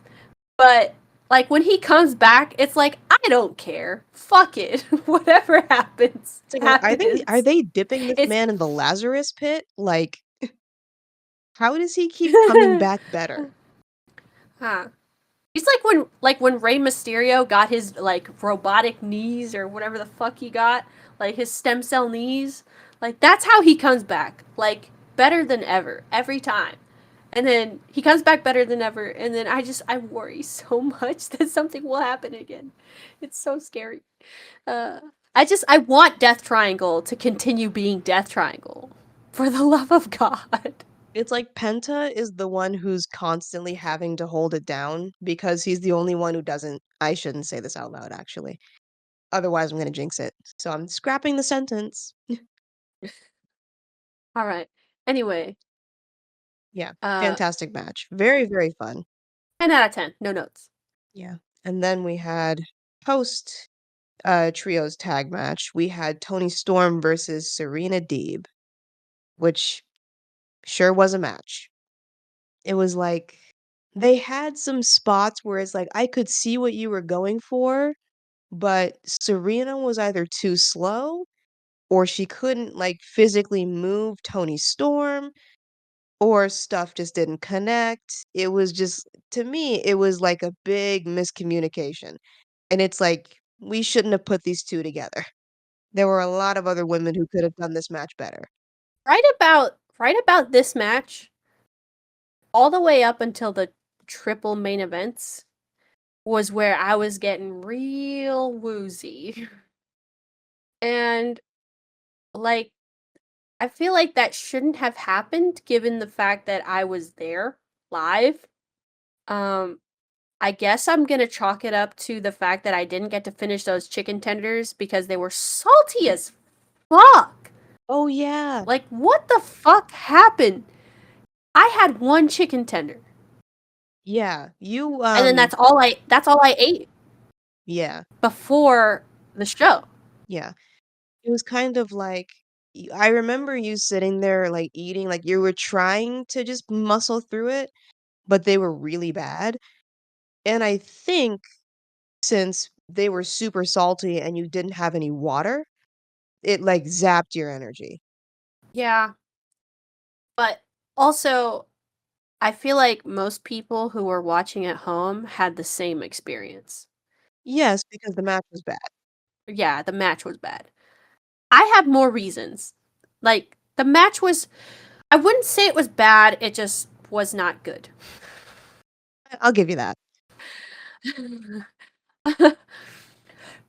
Like but we were trying. We were trying so hard Like to like keep the energy up. the crowd wanted to be there for the match. The match just wasn't there.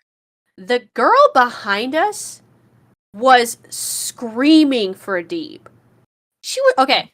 She was not the only person screaming for Deeb, but Was she it? was the loudest person screaming for Deeb. Was it? The little old lady, wasn't she also there for Deep? I think so, actually.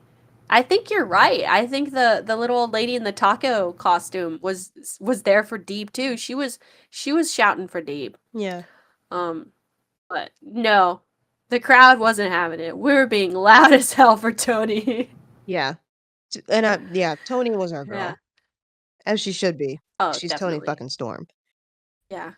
Luther and Mariah did a really good job of like trying to keep the The energy keep going. the crowd rolling. Yeah. Like it was clear that we were getting tired and they were just Luther, every time he heard us like winding down, he would turn back around and start clapping.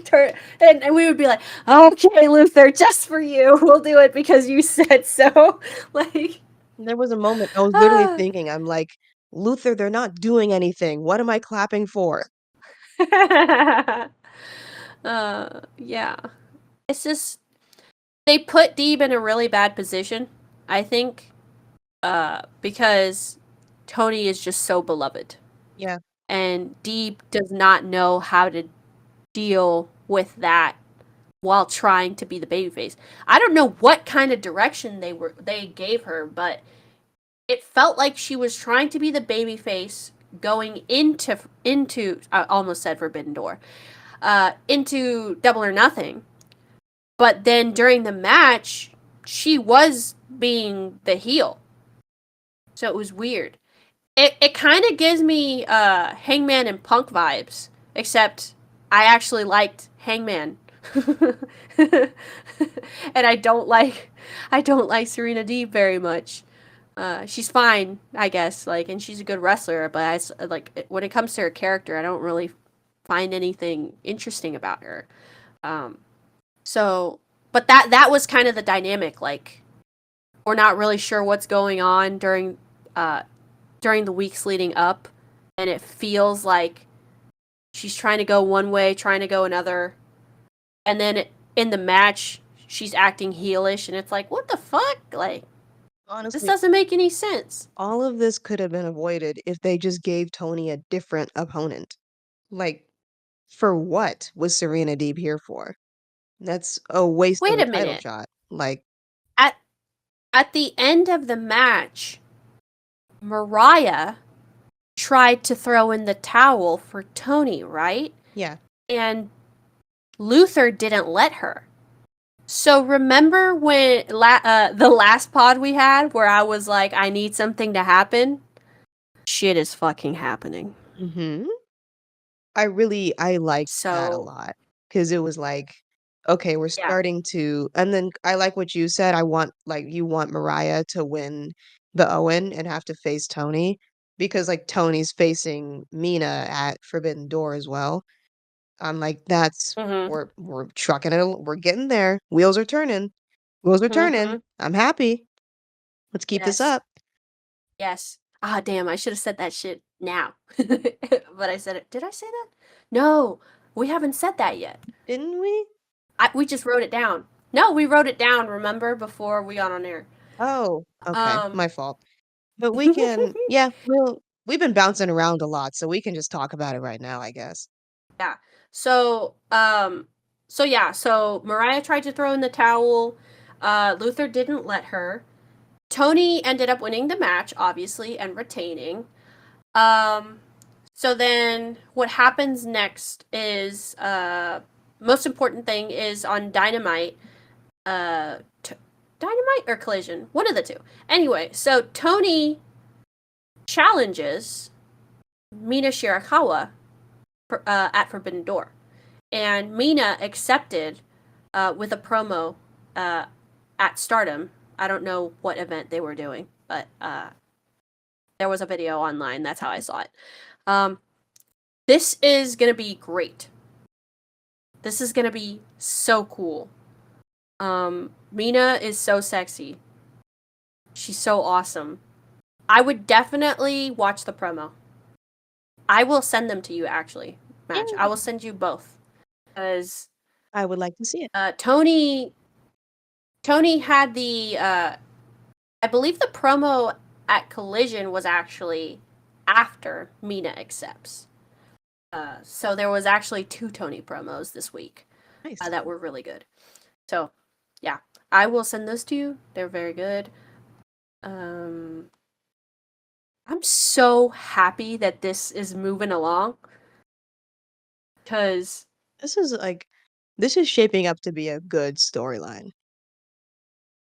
mhm, Like so like, far, now yeah, like so far, everything that they've done with like the way that Mariah and Tony interact with each other has already been really great. But like expanding upon that with bringing in Mina and then having like Mina be intertwined into like the story and like sowing in the seed and they're sowing in the seed of Mariah like betraying Tony with the towel spot in the title match at Double or Nothing. And I think this is going to progress in a really interesting way, and I hope it like the climax of it all pays off really well. mhm, definitely.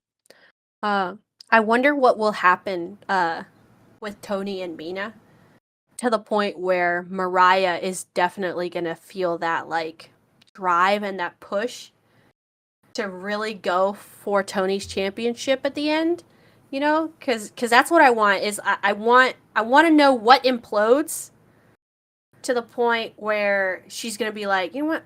Fuck Tony. Let me at this title." Um, yeah, because I refuse to believe that, like, it's just gonna be a, "Yeah, I mean, I'm a wrestler, I go for titles" thing. That's what it was in the contendership match against Serena, and Tony threw in the towel on her. So it's like, not cool. And now Mariah has tried to do the same to Tony. So it's clear there's something going on to the point where Mariah's not exactly happy with her at the moment. But she's not going to really show it until, like, she has more of a reason to. Dang, this shit is so good. I love it so much. It's fun. So after Tony Storm versus Serena Deeb, we had Orange Cassidy versus Trent Beretta for the second time in a grudge match. I thought this match was it was good. Um, I didn't really enjoy it as much as I thought I would. Um, but I still thought it was a pretty good match. Trent debuted new music and new gear. It was red and black, and Orange wore the darker uh, blue jeans, which was interesting. And he also came back with "Where Is My Mind?" And He did. I like when it was so nice. so he like they started with his like what had been then his current theme and then it played for just a little too long to where you're like, "Okay, where is he?" And they like planned it that way because then they cut off the music and they cut off the Titantron, and then they started playing "Where Is My Mind?" And they brought the lights back up, and they brought out the Orange Cassidy, graphic, and apparently, because I wasn't paying attention to this, I saw this on Tumblr a little bit after, they put new little stick figure drawing graphics up, and it was, like, him, like, beating up Oh yeah, things like that. I didn't notice that. you didn't? I was trying to tell you. I was like, look, it says he's gonna beat up Trent. Yeah. I was, Like like, I was too pointing busy at the I was trying to graphics. find Orange with my camera. I'm like, "Where is he?" Yeah. And so I have a video of me just belting "Where Is My Mind" because I love that song. Yeah, it was good shit. Mhm. And for someone who doesn't Mhm. particularly like I don't hate them, it's just not, like, my thing. I'm not really a best friends person. I enjoyed the match. It was a good match. Um, but then again, it's Orange. I enjoy pretty much all of Orange's matches. Um, Mhm. so yeah, I just had fun with it. Yeah, I mean, To me, it was just a fine match. I wasn't really like, I don't know. I guess I had just gotten bummed out by Tony and Serena, and then like I was clearly starving, Yeah, like clearly starving. That at this point I was just like, I'm like, let's hurry this along, hungry was starting please. to set in. Like I think at this point I started asking you how many matches were left. I think you did. I was actually Yeah, looking at the card. I'm like, okay, we got Konosuke, we got the cage match, and then you were like, okay, because you what you were doing was you were like, when is the Jericho match? Because that was when you were gonna go get food. So you were just yeah, like, how when is it? Like if it's not this next one, I'm just going. And then yeah, thankfully, after Orange versus Trent, it was the Chris Jericho match. Because we both needed to leave yeah, our seats for that one. You needed food, I needed to pee. yeah. Um, so the other day afterwards, people were talking about, no, I don't know. I think it's a girl that I follow, Ringside Chibi. She was there in the crowd behind us, and like she's the one who made the hangman dress of the shirt Yeah. that I showed you that one time. Mhm. Yeah. Uh yeah, she does them. She does them a little differently than you do, but they're both hangman dresses. Anyway, so she said something like, um, if a man walks out during the women's match, like I'm never talking to him. Like pay attention, like basically saying like pay attention to the men who leave during the women's match to go pee because they're not good people. And this other person was like, okay, so theoretically speaking, when can I walk away to pee? And I was like, I didn't go pee the entire time. Yeah, So, totally. like, I don't know what to tell you. Like, there were some people who were like, I'm not gonna get a UTI just because I held my bladder. Like I'm not doing that to myself. And like that's fair. That's healthy. Like good on you. I'm a bit like Hangman in the way that I will hold my pee as long as possible or like until I have the chance. I don't even like to pee during movies because it's like it's 2.5 hours. How much Coke did I really drink? Oh, yeah. Like, come on. No, I haven't well, no, I walked out of the movie entirely, I didn't just go to pee. I don't leave to go to the bathroom. I don't care if that movie is 3 hours. I'm not going anywhere. However, I was actually planning on holding it entirely until, like, the show ended, but I was just like, "It's a Jericho match. Just go." Yeah. Um like I said though, the only reason I got up during the Jericho match, I wasn't even gonna leave to pee. I wasn't gonna leave for anything else, but I was so dead beat exhausted and on the verge of like starting to shake because I didn't have any food in my system. Yeah, So I had to go. Like I just had to. yeah, So that's when I went.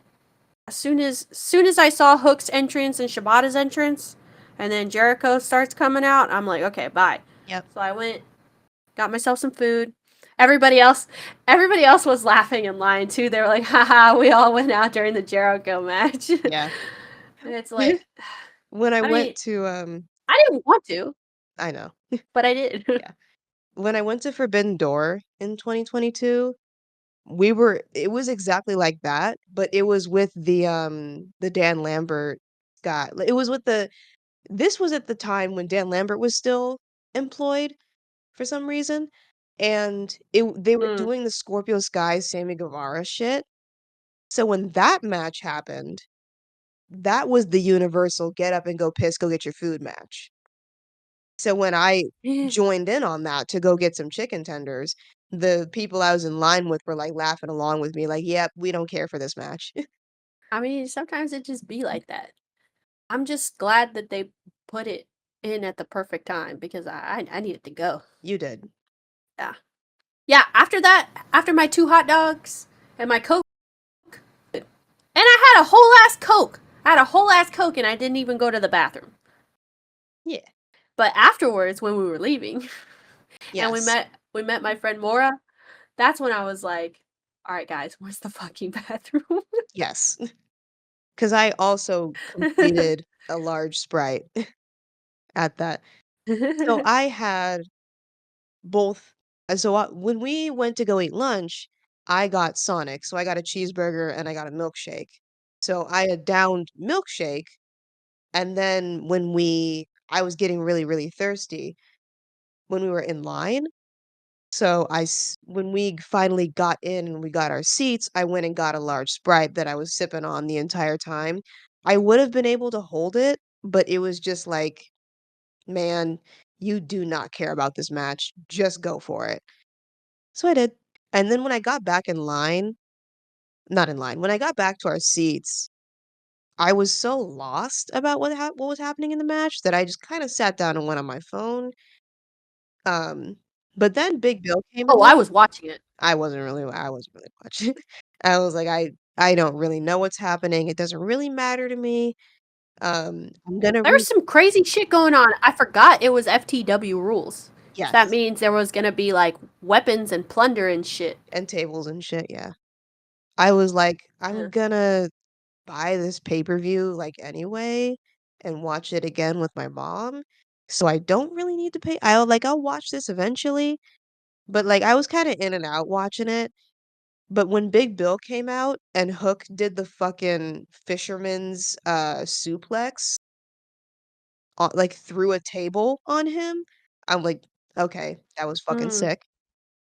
Yeah. I was I was paying attention just because I was like, what is all this shit on the floor? Oh yeah. Like, what is so it wasn't packing peanuts like we thought. It Yeah. was not fucking packing peanuts. Them bitches were It was dice. dice. Yeah, I saw that. I think it was when I came home or a couple days later. It was dice that they put down, and I was like, "Okay, that Yeah, kinda makes the also, match a lot cooler because we had no bro, clue what was in that ring. Madge, why was I so stupid? Why would they throw packing peanuts on the mat? I thought it Like, was who's that hurting? Nobody. I thought it was like a joke because, like, Jericho was starting to make fun of, like, the old guys in wrestling that he is exactly like, so it doesn't really matter. Um, but he's, like, making fun of the old guys in wrestling. I thought it was like he put packing peanuts down because he's too old to take a real bump. That was what I was thinking. Oh, no, I was just like, yeah, packing peanuts. That's what you put down during a blender match. I can't help you there. Can't help you with that one. I was thinking it was a Like, rib. it literally 8 days later. 8 days later, it's just now hitting me like, why the fuck would he put packing peanuts on the floor? That doesn't hurt anybody. That doesn't do anybody any good.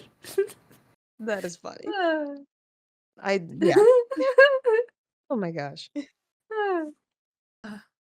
Yeah, Shibata Shibata, I think, was probably like an MVP in this match, probably. I don't know. Most likely. Uh, I don't remember. I don't remember anymore. See, I watched all of these matches back and I still can't remember anything. So I saw them twice and I still can't remember much of the matches before the triple main.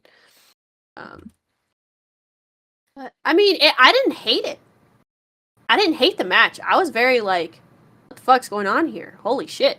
You know? So I was entranced. I was definitely watching and paying attention. But it was a match. It sure was a match. Yeah. Hmm. And the next one was John Moxley versus Konosuke Takeshita, which, by the way, both of these men are handsome as fuck. They are so hot. They're so very attractive. It's like Like, they're both very attractive in completely different ways, but it's like it's a big clash of like extremely hot people. And I'm like, I don't oh, what do I do here, man? It's like rocking hard, handsome battle for sure. handsome Handsome off. battle. Uh-huh. Uh, the match itself, you could tell that it was definitely Takeshita. It was mainly Takeshita working over Mox most of the match. So essentially, you want to think that, that it made Takeshita look really good. But honestly, after that finish, I was kind of upset about it because, like, I get the story they're trying to tell here, but I feel like it's still making Takeshita look dumb. And I don't like the fact that Takeshita looks dumb. So he works him over the whole match. And then Don Callis is like, this is it. This is it. It's over. Like, do it. Do it. Which is okay. We didn't even talk about the story beat in the Osprey match, but I just remembered it because it parallels this. So let me finish the Takeshita thing first. Takeshita does what Callis says, and he starts throwing chairs into the ring. He throws these chairs into the ring, and Bryce Remsburg starts throwing them out. But he leaves one on the floor, on the mat. And as he's throwing the second to last one out, Takeshita comes into the ring.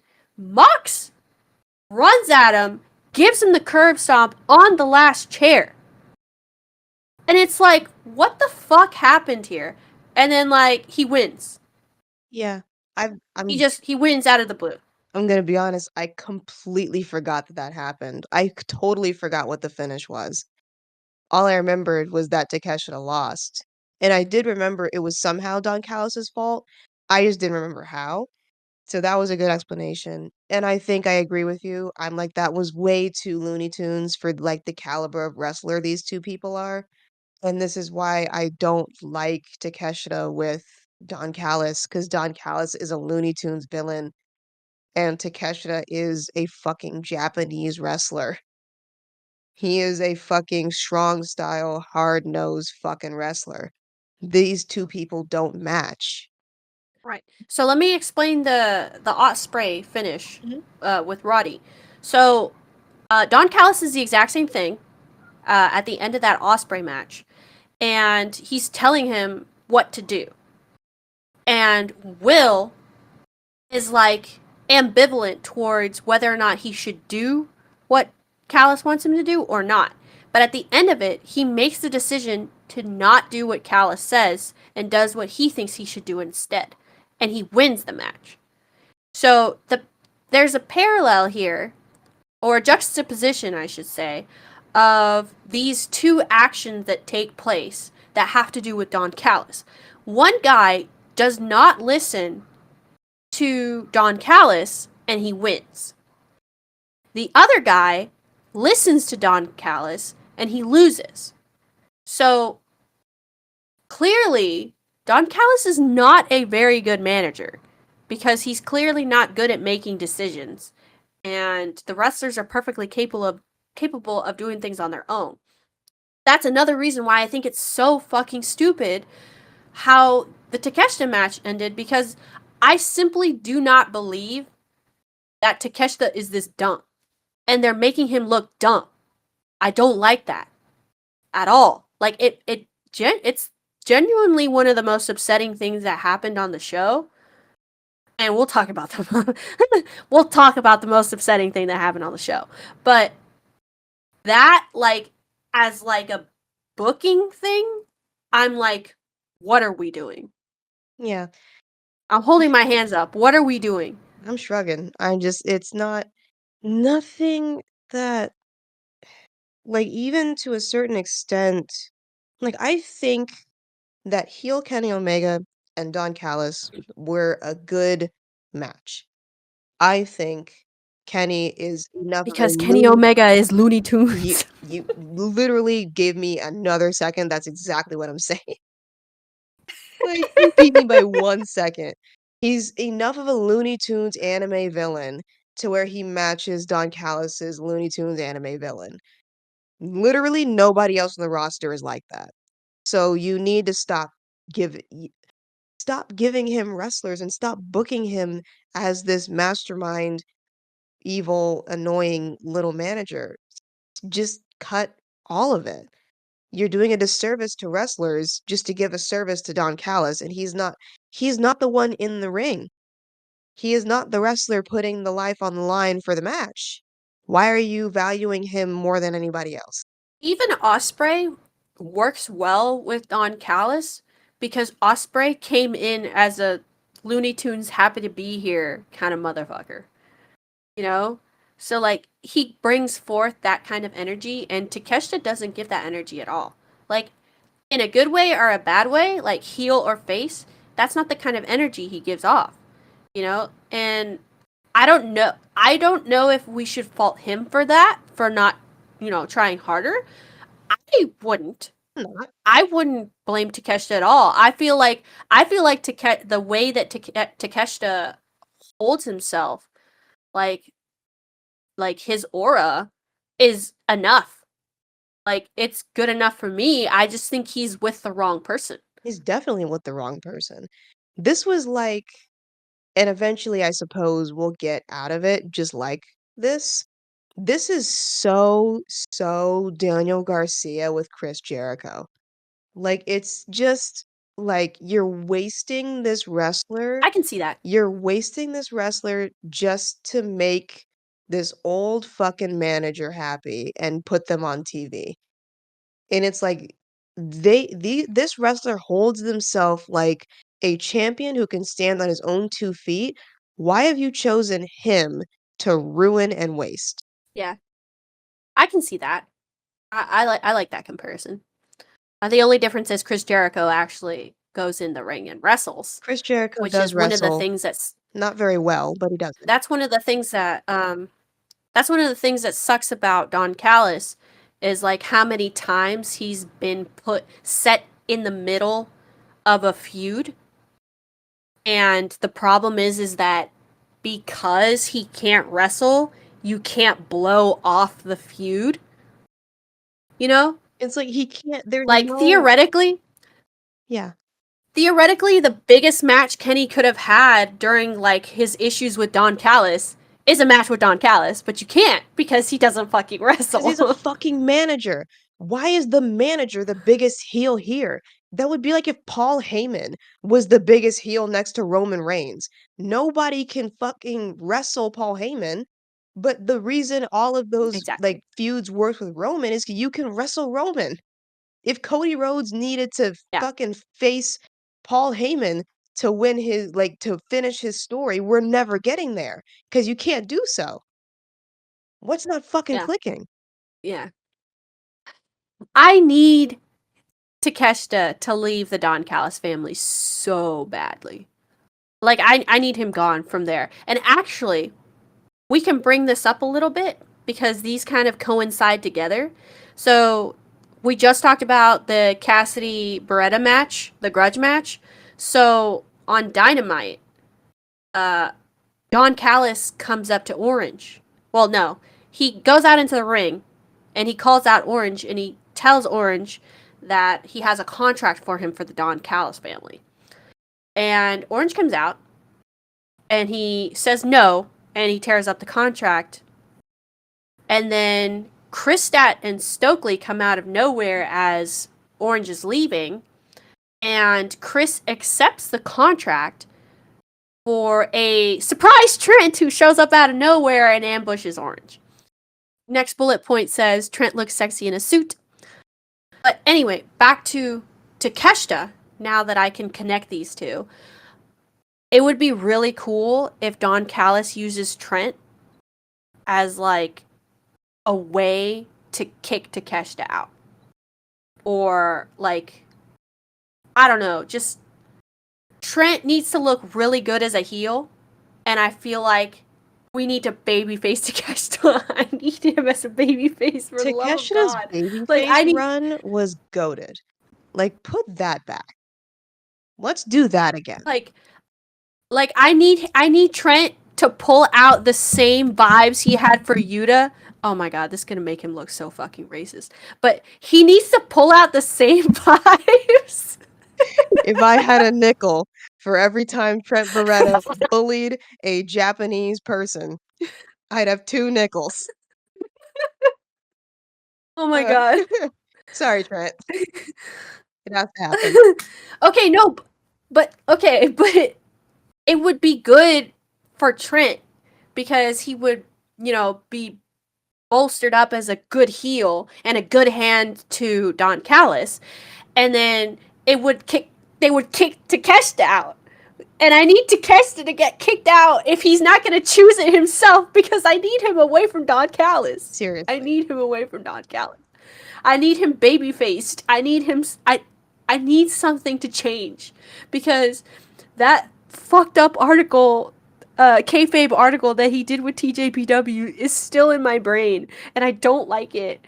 And if that is kayfabe, then that kayfabe, that's how he's feeling, and I don't want kayfabe to Kesta to feel that way. So I need something to change in the story. I need him to change somehow in the story. So if this is what it takes, then this is what it takes. Please. Oh my god, please. Bro, please, bro. Bro, please, bro. Ah. Um, yeah, so next match. Yes. Um, it was the cage match. Would you like to talk about this match? Sure. I thought that the match had some pretty good, like some really good spots to it. And I think they had some really great ideas with what to do with this match. I just kind of completely blame Malachi for the fact that it wasn't as good as it could have been. Um, because it was like he was kind of, to me, this is what it looked like. It looked like a 50 some odd year old Copeland trying to carry this young and sprightly Malachi, who is not going with him, to a cool cage match. And it's like it like literally, and he's like, Cope is like he can't keep up with the fact that Malachi is not doing anything. Like Malachi was go girl, give us Mm, nothing for me. And Cope is trying to do his trying to give it his all. So they had some really great right. like table spots and cage spots and blood spots and things like that. And it's like the match kept slowing down because Pope needed it to, and Malachi would just waste motion. And then at some point in time, like, so this was obviously like a part of it. They bust through the cage door and they end up on the outside, and like the rest of House of Black comes through, and they do this weird, tiny little like double turn where it's like House of Black turns on Malachi and then they immediately turn on Copeland, and then they all end up back in the cage. I'm like, okay. On the long list of wholly unnecessary things, that was extremely wholly unnecessary. Yeah, you can attest to my reaction when that happened, and so can the guy next to you. Yep. I legitimately was like, what the fuck are we doing? Yeah. Are we doing Judgment Day 2.0? What the fuck is going on? That was me for 15 Yeah. seconds before they turned again. And I was like, what the fuck is going on? I don't want to see this. I don't want to see this. I don't want to see the Judgment Day 2.0 happen. I don't want it. I don't care. I don't care about that fucking show. Cope, if you make me sit through Judgment Day 2.0 on AEW TV, I'm gonna be fucking angry. And then they turn it, and I'm just like, oh, okay. Then what the fuck was that about? Why did you get me hot? Why did you get me angry? Why did you get me riled up like this? I don't understand what the point was in doing that. Some other guy also, behind or in front of us, I don't know what. He was in your boat too. He literally screamed out like again, like we're doing this again.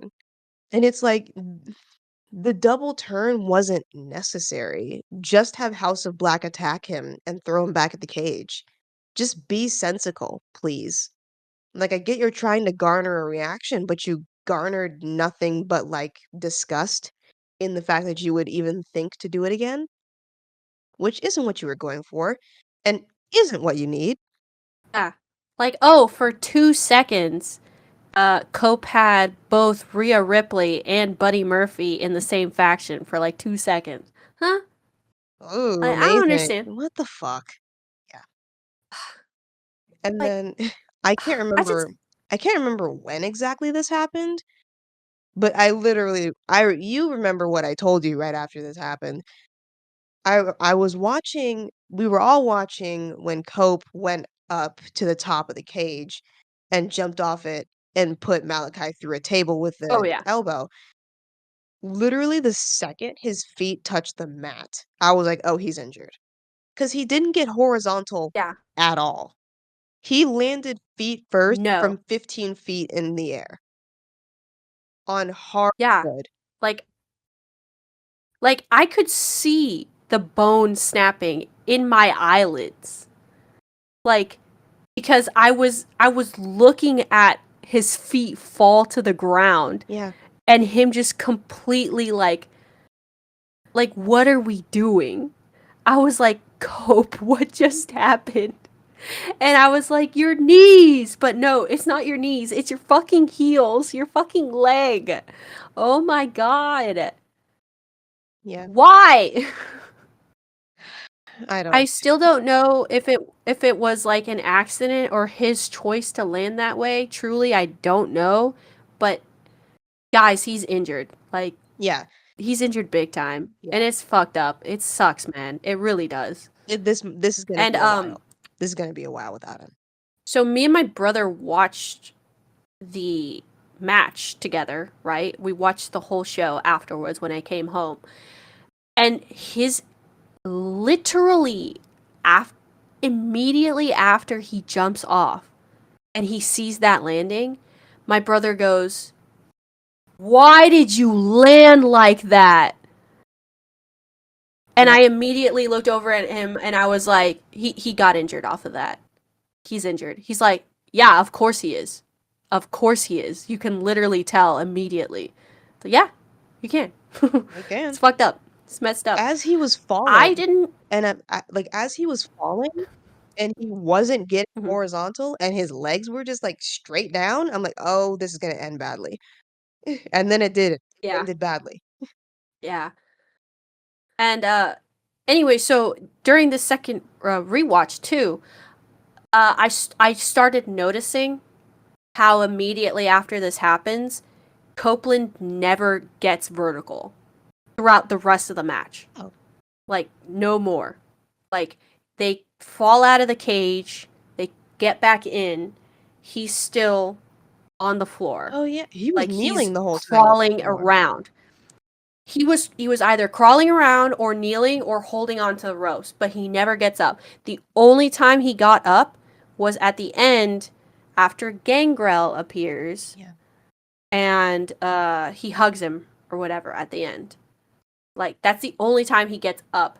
And after the hug, he slips right back down and touches his touches his shin because like that shit is fucked up. Oh yeah. It Did is you fucked see up. the X-ray? It was a clean break. Eesh. No, I didn't. I don't want to see it. Don't show me it. I'm not going to. I'm a sick freak and I like to look at Okay. that, but if people if the wrestler shows the break, I'm looking at it. If they show the injury or the cut or whatever, I'm looking at it. But a lot of people don't. I understand that. Nah, man, when Darby broke his fucking foot was all over Twitter, and I was mad as shit. I was like, why are you people showing me his foot? I don't care. Stop showing me his foot. Oh Why would yeah. you show this? This is disgusting. Don't show it to me. You remember Dante's foot? Oh, the actual footage of it like rotating back Yeah. completely? Ooh. No, yeah, that was disgusting. I saw that video twice and didn't notice. And then How? finally the third time, I was like, oh, oh shit. Because I wasn't paying attention to him at all. I didn't even know why I was looking at this footage, but I saw it twice. And then people were like, you can see his foot in the thing. And I was like, huh? Let me see this one more time. So I look, finally, like actually pay attention. And I'm like, oh God, I didn't want to see that. I didn't want to see that. I didn't want to see that. Why did I look? Goddamn, curiosity killed me. Um, but yeah, Yeah. um, don't mess with breaks, folks. Yeah, be very Please careful. land properly. I'm scared. Be very careful, and wrestling is real. Oh, the second thing my brother said after that happened, he was like, he was like, he's trying to be Sting, but Sting never did this stupid shit. Or Sting got something like that. I don't know horizontal, what he said. is what happened. Yeah, Sting would Sting fall. was smart enough to know exactly how to land. And when he didn't, it looked bad. And everybody was on him immediately to double check him. And everybody else was making sure he was safe. Malachi. No, I'm kidding. There wasn't really anything Malachi could have done. That was mostly just on cope. Honestly, no. But, yeah. Yeah. Well, we hope the bone heals, and we hope he does not have to retire earlier than he wants to. Um, please feel better, Cope. I really hope this doesn't mess with any of the elite nonsense because there were some people thinking that he would like kind of get mushed into the elite nonsense given that Jack needs a title and Christian is kind of on the elite side a little bit. So they were hoping for some Christian cope nonsense by All In. Well, I'm afraid that is out of the cards. Whether it was in the first place or Fortunately, not, so. it cannot happen. Yep. So after that grueling cage match, we had the first of the 3 triple main event. It was Willow Nightingale versus Mercedes Monet. What are your thoughts on it? I can see that you were not happy. Um, Um, what are your thoughts on it? okay. Honestly, I thought I thought this was definitely the best women's match on the card. I think I think It was the it was the best singles match on the entire card. actually you're right. You just went through the whole card. You're right. Best singles match on the card. Um, I think Willow and Mercedes have a very good chemistry, and I think they should wrestle forever. I really liked the story throughout the match. I loved the build up. I just liked them two like separately. And there was just everything to like about this. Um, so I did. Great match. Crowd was hot. Great spots. Um, I fully anticipated the fact that Willow was going to lose. Um, I didn't anticipate them doing like a fail, like the ref didn't see it type of win for Mercedes. It makes sense because I think she's going to become like fully heel. I think that's what we're gonna end up being. So I think it makes sense for Mhm. Mercedes, and then it also made sense to lead into what happened post-match. So overall, 11 out of 10, 0 notes. Honestly, this is probably the match that I remember the most about the whole from the whole card because the story is so perfectly clear in and out of the ring when it comes to this match. So you already know the story going into it. There, Willow's the champion. She's the champion, and Mercedes is coming back from an injury that happened in a match with Willow in a previous title, where Willow also became the champion. Um, NJPW Strong Women's World Championship. Um, so Mercedes has a lot of beef with Willow. Perfectly makes sense. She got injured in a match with her. She blames her. Willow, obviously, she's not going to let Mercedes' hatred of her or of her blaming her for that. She's not going to let that mess with her first like championship reign here in AEW. So in the ring during the match, you have Mercedes going for Willow's ankle. And she's doing this out of retribution because of what happened to Mercedes' ankle. And then at some point, you get Willow so angry during the match that she ends up doing the exact same thing back to Mercedes. The same leg, the same one she injured. So it's like, dang, she really pulled it out of her. Like, Willow doesn't get angry, and she is angry. Like, she wants to win this match, and she's going to win it any way possible. So both of them are being extremely, extremely vicious during the match.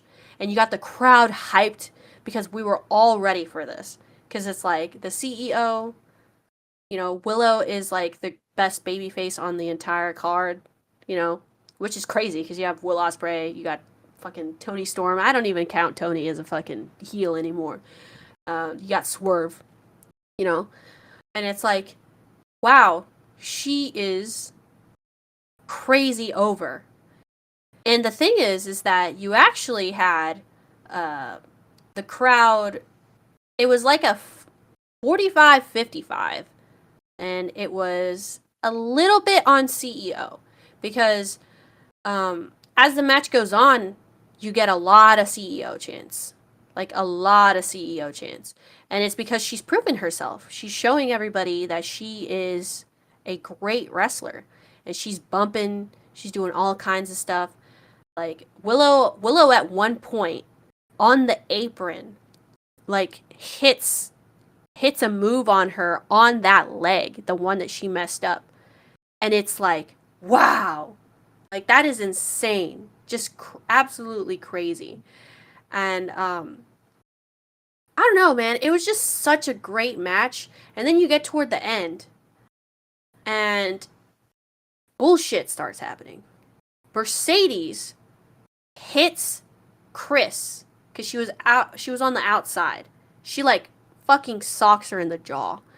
And Chris gets mad because you got Stokely and Chris on the outside hyping up Willow, and she gets up on the apron, and then Stokely gets up on the apron, and then Mercedes ends up in Willow's claws or entanglement or whatever. She power bombs her. She goes for the pin, and the ref is still watching Chris and Stokely. And Willow gets the visual pin on Mercedes, I believe. Yeah, they got like a And 5 everybody's count. like, yeah. And it's like, Jesus Christ, what is going on? And then out of nowhere, Mercedes gets it. And it's just like, wow. I was so disappointed. I it not because like I don't like Mercedes, but because it just like the ending was like quick right after that. After Willow gets the visual pin, it like ends so quickly and it's like, what? Like blink and you miss it. How did that happen? And I was disappointed. I was so disappointed. I felt so bad for Willow. It sucked that it was at the hands of Stokely and Chris because at this point I'm still telling myself that everything's going to be fine and they're going to be friends and everything's going to be okay. And uh they both get in the ring and Willow's clearly upset. Like she knows what happened. And Chris is trying to, no, it wasn't Chris. Stokely starts on her first, and he's like angry, and he's like, you should have listened to me or whatever. And he's getting in her face, and then Chris actually defends Willow, and she's like, not right now. Give her time. And then they leave, and they're on the ramp, and you see Chris kind of pull herself away from Willow for like a half second, and then she just grabs her and she fucking drops her on the fucking floor.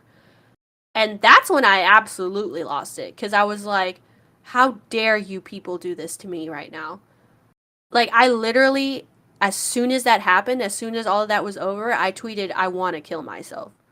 Because this was the worst moment on the card for me. I couldn't believe it happened. I couldn't believe they did this to Willow. Like, this is the absolute worst thing you could have done.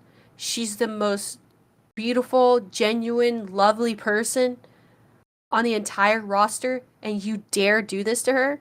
How dare you? How dare you? And then I remember Then I remember how Chris was to Wheeler Yuta. There's that these fuckers again, man. Chris and Trent just being shitheels to fucking Wheeler Yuta. And it's like, yeah, you know what? I should have expected this. I don't know why I didn't. I mean, I did expect it, like, but also I was so caught up in the moment. I was so disappointed. I was so disappointed in Mercedes getting that win off of her, getting the championship off her, that I could not believe that it could get any worse. And it fucking got worse.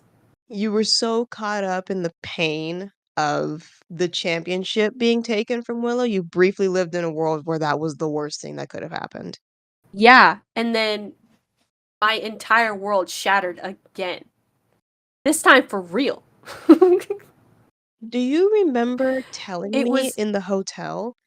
Like, do you remember going on Instagram or Twitter and then looking at me in the hotel and saying, Chris has been posting her and Willow all over her social media?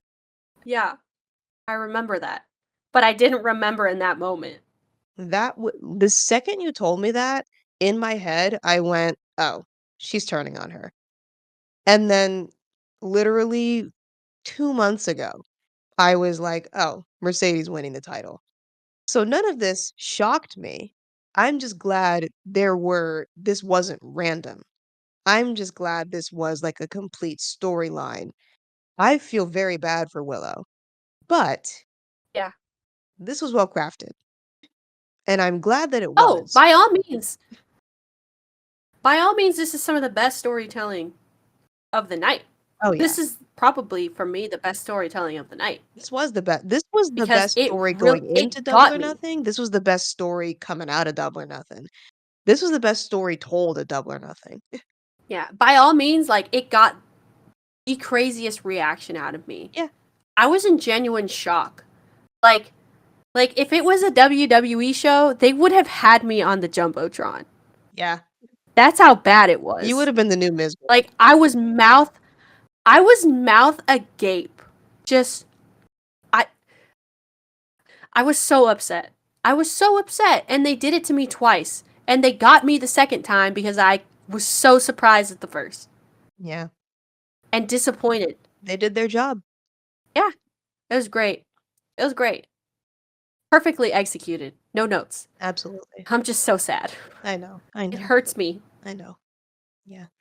But that's how you're supposed to feel. Anyway, moving on. Yeah, It's gonna be alright. moving on. Yeah, moving on. So, we have the I'm not gonna fucking dignify that triple main event bullshit. We had the semi-main event with one Swerve Strickland versus Christian Cage for the AEW World Championship. I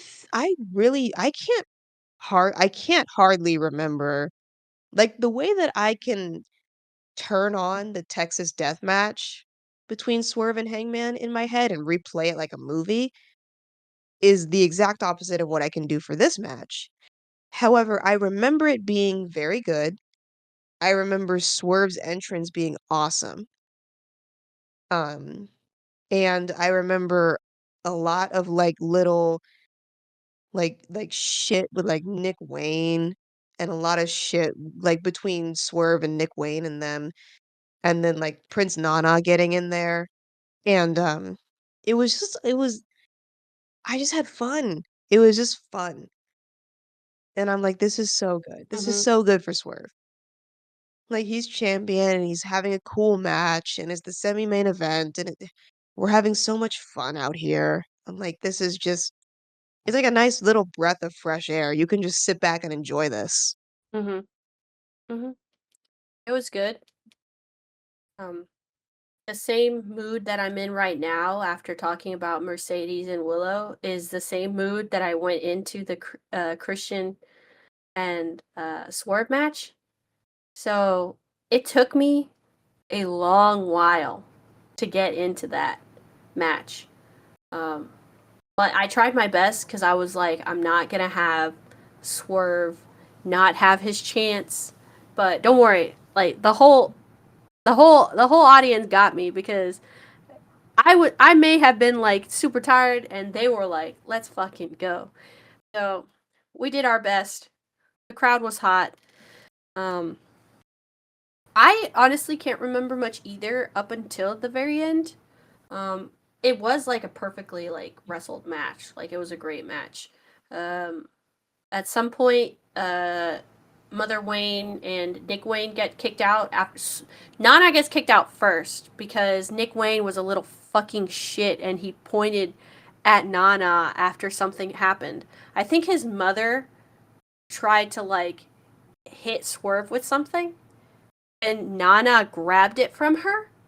And immediately Nick Wayne starts pointing at Nana to the ref and being like, hey. And the ref looks at Nana holding the thing and is like, get the fuck out of here, you know? And it's like, this is bullshit. And at some point, we start chanting at Nick Wayne, like, asshole or something. I don't fucking know. Um, but it was fucked up. And then they get caught doing something stupid. And then they get kicked out. And then we get to sing the na na na na na na na na. Hey, goodbye. That was great. That was good. I did enjoy that. It kind of woke me up a little bit. Um, but I mean, good match, great ending. Swerve retained. You know, that's all I want. That's all I want. All I want from a Swerve match All we is need. good wrestle, good wrestle, Swerve retain. That's all I care about right now. All Like, that matters. yeah. So I wish I could say I had more to say about it, but it was. I mean, when it's like when it does its job, when it does its perfect job, that's it. You know, that's all you can get. Yeah. And it wasn't like a it wasn't like the it wasn't like Willow and Mercedes where it was like a big freaking deal because like both of them, you know, black women and they have a they have a you gave me a face and I got scared.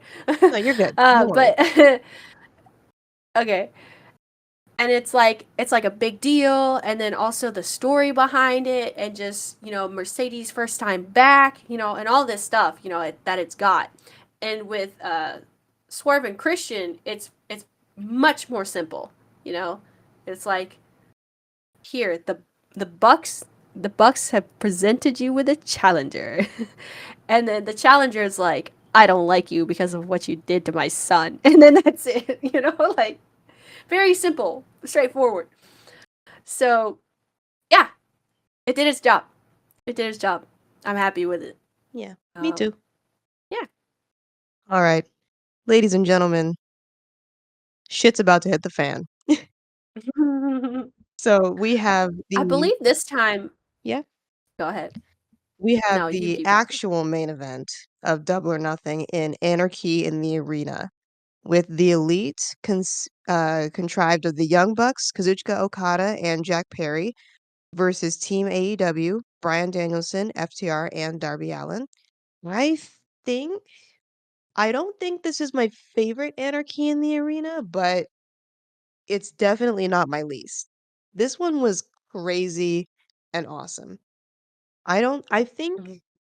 I think the first one just simply has a special like place in my heart because it was the first one. It was the first one I went to. It was just it was like the like it was like BCC. It was even though it had like the Jericho, what was it? The JAS at that point? The Jericho Appreciations? Yeah, Jericho Appreciation Society. that shit. Even though it had that, they had like it was such a unique match, and then it briefly for a good minute made me forget that wrestling was fake. And I really genuinely thought Eddie Kingston was going to douse Chris Jericho in gasoline and set him on fire for real. Nothing I've ever seen in my life tops nothing replaces that feeling. Not even the hangman spitting Oh yeah. out Swerve's blood moment. I think about that feeling a lot. I chased that feeling. Never gotten it back. However, we got really close. We got pretty goddamn close.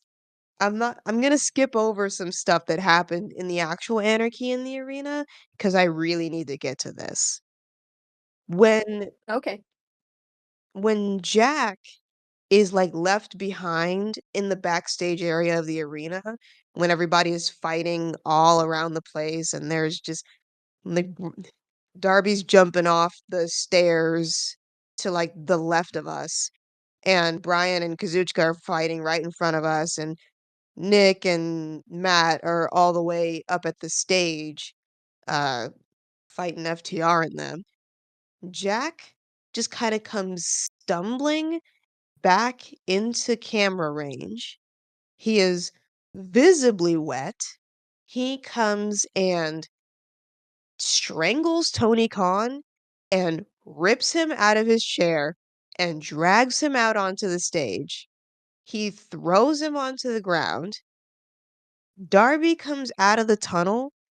He's got his fucking flamethrower in hand. Tony Khan makes a fucking run for it, rolling down the ramp, and Jack Perry is set on fire. And I am screaming the entire time, they're gonna set him on fire. And once they do, I'm like, they finally fucking set him on fire. And true to Jack Perry's Hollywood blood, he took that stunt like a champ. Oh yeah. That's the man. It's my boy right there. You can't touch that guy right now. You can't touch that guy. He's just he has come so far in the past year. He's found It's himself. insane. He truly has. I think I think what happened with old Philip really really cemented it's like a it has to be like a core memory now. Like something that ended up affecting you that ends up affecting you for the rest of your life because he is just on a whole nother level right now. And it's just really cool to see and it makes me really proud. And I also think he's fucking insane, which I always knew that the Jungle Boy of old was insane because he was pulling out stunts, pulling out moves like nobody's business. There's a move that he pulls on Hangman in a tag match. I found this GIF while searching for Hangman and Jack GIFs in my GIF archive. And he is like on the ropes and he jumps over the ropes, grabs Hangman. And this jump is like ungodly amounts of distance. Like it is a long jump. Like he it looks crazy because he has a lanky body like at this point and he grabs on to Hangman and he pulls him down for a DDT. And it's like I have to show you this gift because it is fucking insane how he looks when he does this. And so he's just always been a daredevil and it's I don't know, man. He's just insane. He's crazy. He's absolutely I did not realize he was about as insane as Darby Allin. Really? I did not know this of him. Yeah. I did not know this of him. And now I know this of him. You know what I think happened, really? So, What? I like to think you are either, when it comes to pro wrestling, you are either yourself dialed up to a 15 or a character who is nowhere near like you. I think Jack was playing the role of character nowhere near like you, but he was always meant to just be himself turned up to 15. So I think when he finally got done with doing like the Jungle Boy, um, when he was in his transition from being Jungle Boy into Jungle Boy Jack Perry into Jack Perry, that was him realizing I was not meant to be a character wrestler. I was because he wasn't. I remember listening to his wrestlers on the road eating room service, that old BTE series from like 2019 Yeah, I before remember. COVID shut it down. He was talking I about how remember. kind of like the Bucks, he had that character kind of like thrust upon him and that name of Jungle Boy. It wasn't necessarily entirely his. It was just what promoters wanted to see, so he did it. And it was popular and it was getting over, so he did it. I think with the 8-month suspension, was it 8 months? I can't really do math. Anyway, if it wasn't, whatever. Yeah, pretty much. With the suspension, he was already turning himself from Jungle Boy Jack Perry into Jack Perry. So I think over the suspension, he was like, I'm going to go fully and over the top into Jack Perry, and I'm going to do this with everything that I have. And that's why I think he's on such a tear right now. He's doing what he was meant to be doing. Mm. This kind of relates to what you're saying. Do you remember the pictures of him and Anna Jay? Like the first pictures we ever see of them together, where he's like grabbing her ass? Yes. Who posted those? Was it him or was it her? No clue. Okay. Well, if it was him, that man's just was fucking insane the whole time. Like just completely like confident airs because like I have a feeling that that's how you get a woman like Anna Jay. I mean, look like Luke Perry helps, but also, no, I'm kidding. Um, yeah, I always saw a little underlying like he's holding back. He wants to do something crazier with his time. And I think he's finally just like, man, fuck it. It's time. Like I escaped being fired. We gotta go. We gotta turn this bitch up. Mhm. Makes sense. Yeah, I'm proud of him. Yeah, I'm happy for that little guy. me too. I'm so proud of him. Yeah. What else happened in that match? There was also, oh my God. I was like, because I've been looking through my photos and videos from the show, like saving them off my phone and then deleting some that didn't turn out well. I was watching the video back of when they were like hanging Darby from his feet. First of all, Mhm. insane that you would think to hang somebody and the hangman isn't there. Fuck you for that. However, Fuck you. yes. However, cool spot.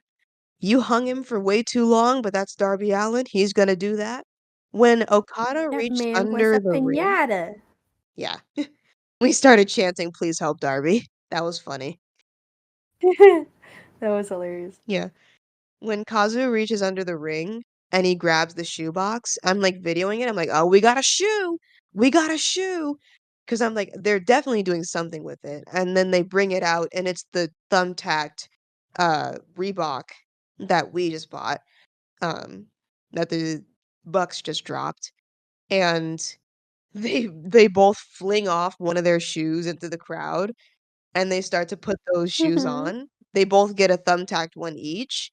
They line Darby Allin up like a piñata and just kick the shit out of his fucking face. And I'm watching the video back directly in the face. Oh yeah. No, he posted the picture of his nose and it's got little holes in it. I love to see it. I love this show. Like it's got like spiked scars on it. Puncture wounds. Like it's crazy. Yeah. I do have to give props to Okada for somehow being the cheekiest bastard imaginable in this. Just the way he brought the shoes out, especially because he'd already done like the shoe commercial with them Yep. that we had seen advertised on Dynamite. And he's just so happy. He's grinning from ear to ear. It is so funny. And like that was probably one of his biggest spots besides holding up the street sign that said Rainmaker Drive. Yep. He just holds it up and goes ah Rainmaker Drive. And I'm just like, "Yes, I love you. What are you doing in this match? I love you." This This version of Kazuchika is generational, and I am having so much fun. Tell you, man. I knew this would be perfect for him. Me too. I just, I'm like, God, I knew this is exactly how it needed to go. absolutely. I also I feel did you get the feeling at the end of the match when Danielson was like when he got up on the barricade towards our section and they were okay, first of all, let me back it up. Let me back it up. The music that they so the thing about Anarchy in the arenas is they play music for like half the match.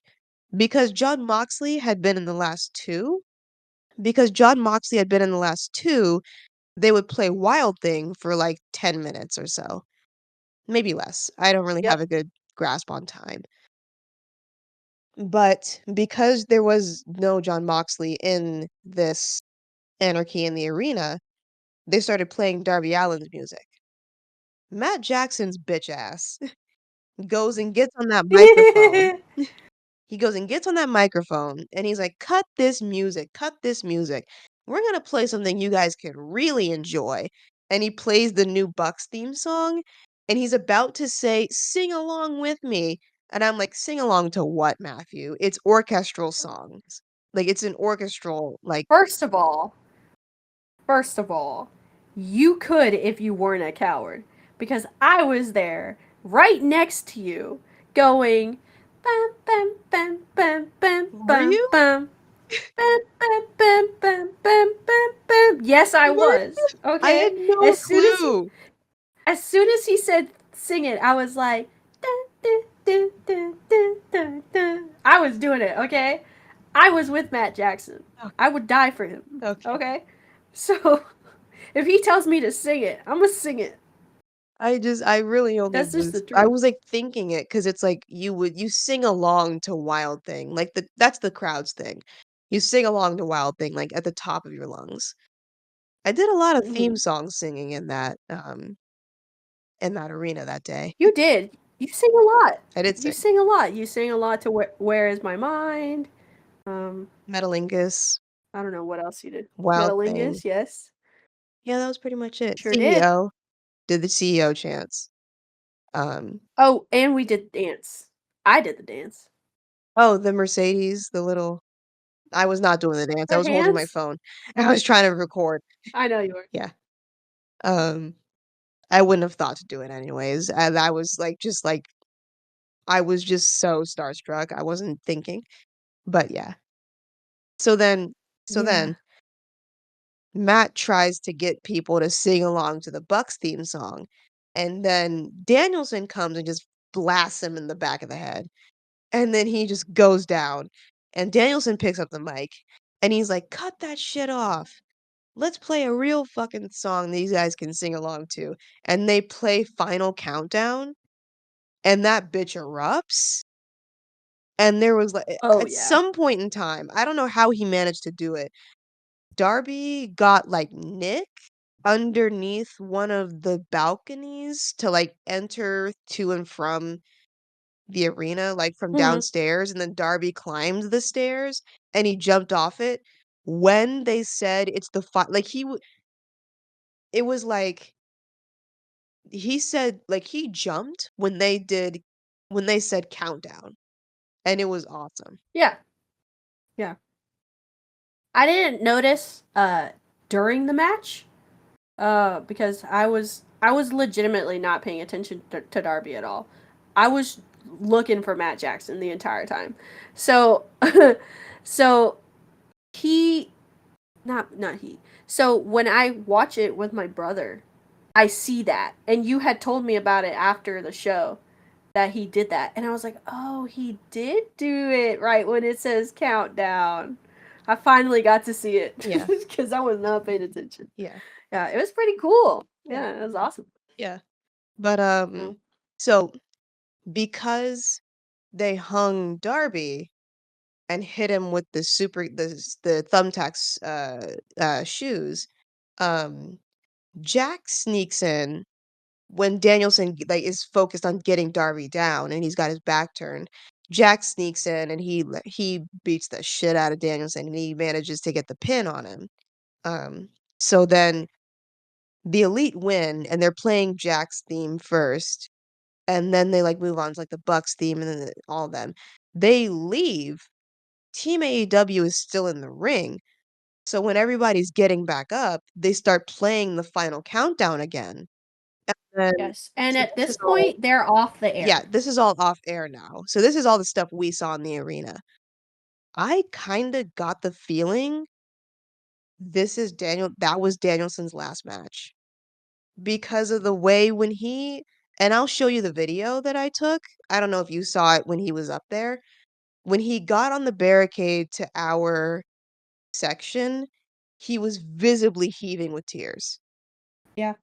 No, you could tell you could tell that he was very emotional and we were emotional. The song was playing. Like they had shown the signs in the crowd Mhm. that said we love wrestling, we love AEW. And then Dax picked it up and he showed it to everybody. He pulled it and he showed it to everybody in the ring. And then that's when you see Danielson start to like go over to the side at the barricade. It's the most beautiful shot I took is him on the barricade. I love that picture so much. I'm probably gonna print it out and frame it. He is just I did almost start crying right there, but I was scared because I didn't want to believe that that might be his last match. I don't think it will be.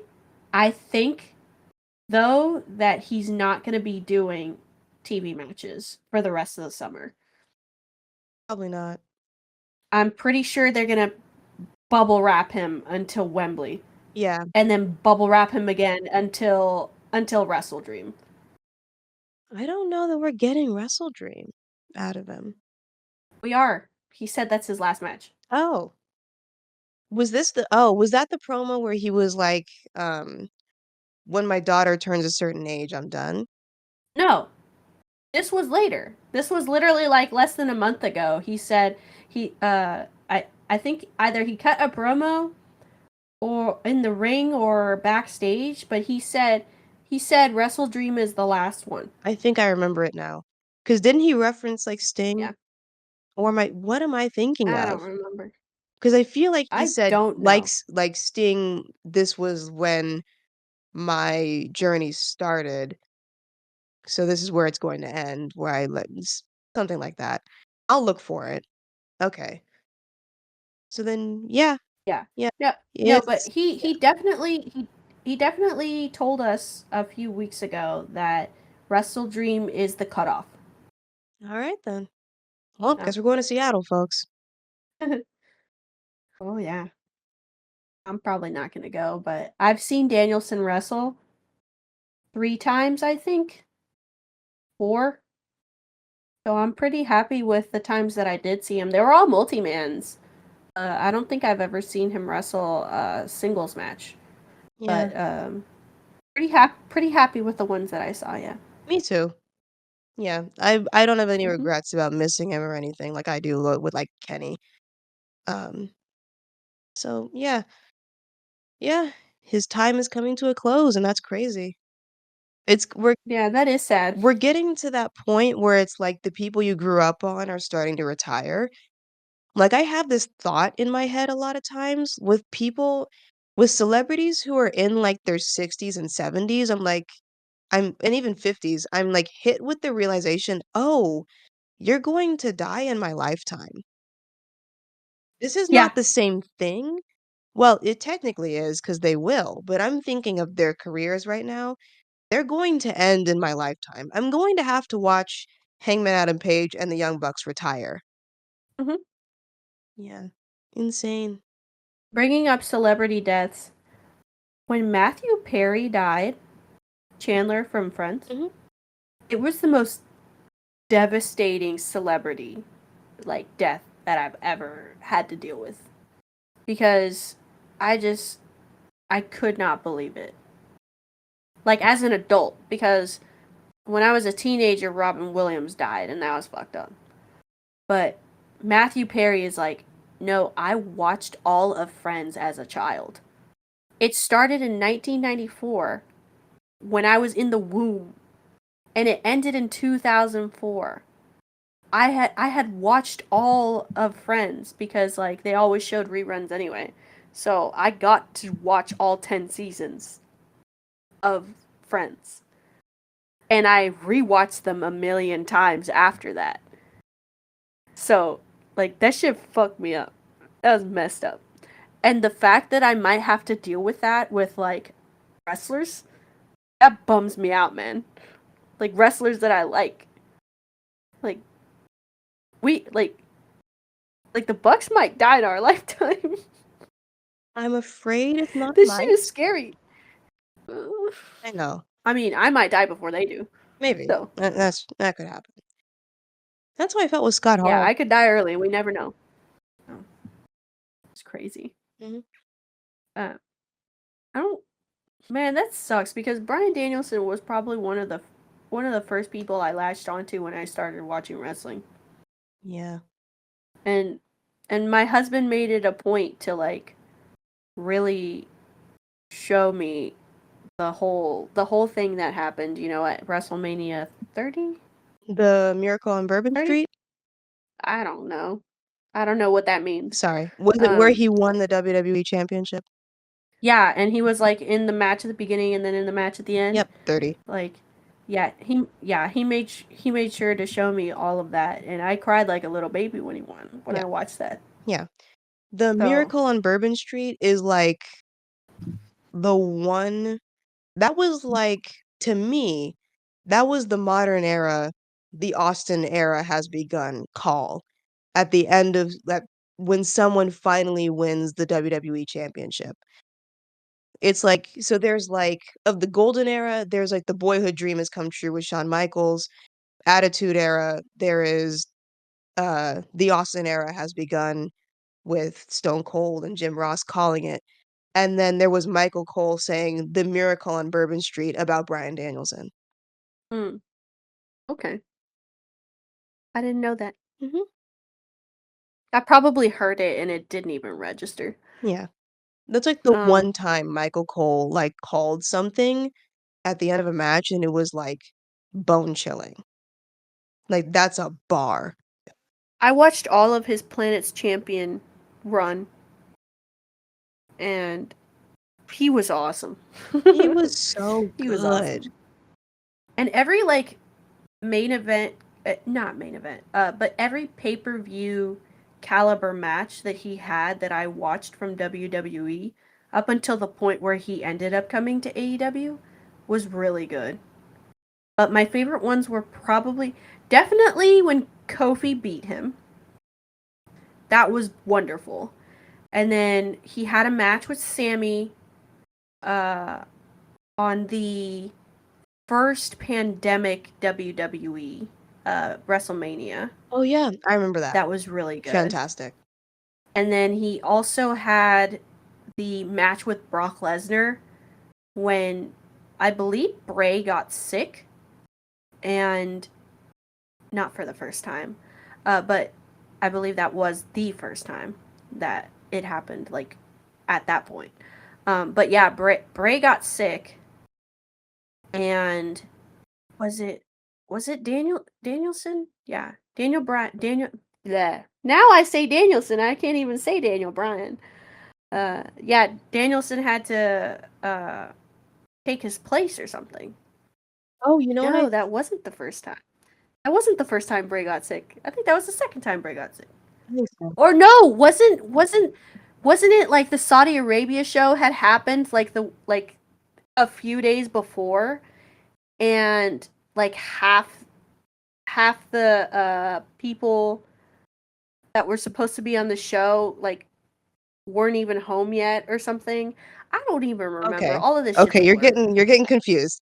We're getting into so what you're talking about right now is the SmackDown show where everybody got stuck in Saudi Arabia, so they had to call in NXT. So when Yeah, they I remember that. I love that show. that's my That favorite was a great episode of show. SmackDown ever. So when they call in NXT, they had Bryan Danielson versus Adam Cole. Phenomenal match. Then at Survivor Series, Oh, yeah. then it was at Survivor Series. Um, so Bray, they didn't do the they didn't do the champion versus champion for the world titles because that would have embarrassed Adam Cole severely. I'm gonna be honest, that was the reason why. You can't put him next to Bray Wyatt and Brock Lesnar and expect people to think there's going to be any other outcome to that match besides him being pulverized. Um, Right.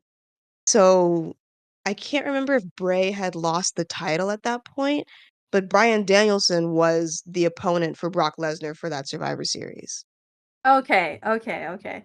And then when Bray got sick a different time was when Brock and AJ had the fight, right? Brock versus Right? AJ was a Survivor Was the Series, I year think before. 2018. That was Yes. champion versus champion. 'Cause AJ was champion at Yeah. that point. Was he? No. No, that wasn't supposed to happen.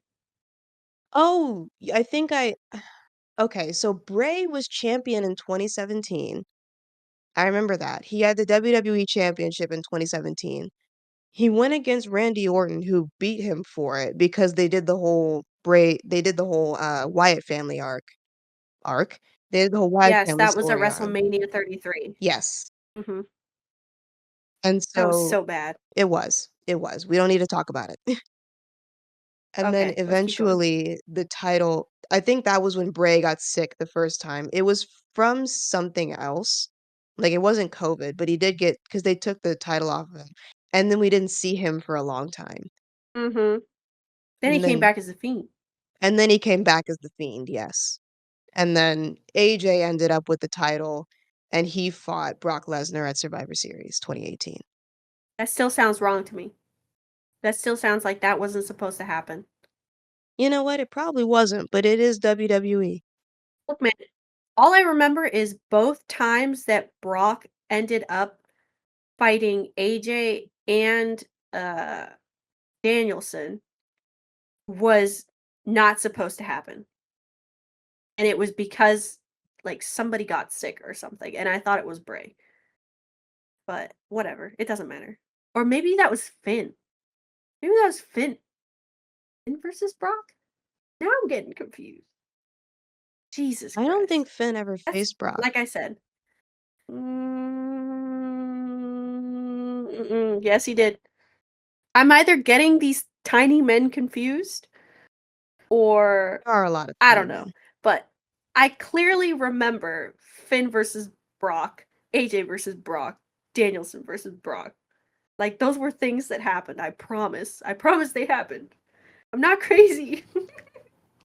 Hmm. Was it I don't we don't need to keep going down the road. I was gonna just keep going. I'm like, we don't need to do all that."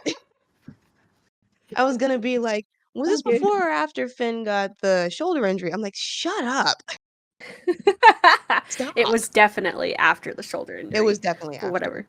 But yeah, stop it, and like, stop. We're not doing It's both of our like autistic like going like down the traits files like of, like, wrestling matches. Like, we have to find the right paper. yeah. Uh, bottom line, Brian Danielson is amazing, and I'm gonna miss him so much. I'm gonna miss him a lot. Yeah. God. Alright. Well, we Oh. have completed the breakdown of Double or Nothing 2024. We have a few bullet points about what happened on Dynamite the same week, and then some stuff that happened on Collision. We did cover quite a bit going in and out of the cover of Double or Nothing 2024. But like for Dynamite at the Kia Forum, it starts off with Mercedes doing a title celebration, which is fun. We had a lot of fun with it. But then the lights go out and no, no, no. Sky Blue's voice like rings through the arena and it's just like Mercedes, Mercedes, spooky bitch. Yes, bitch. And she like comes up on the jumbo screen and she's like, "You want to see something?" And they show the footage of Mercedes getting attacked and it's Julia and Sky and them. And then Sky comes out and they no no no. Sky hasn't come out yet. Or does She she? Do they ambushes have her. the match immediately? No, she comes out. She comes out at the end and like tries to beat on her or something, Yeah. and then I think they have a match. They have a match later. Yeah, they announce a match later. Um and then they do a Swerve promo package of what? I can't really remember.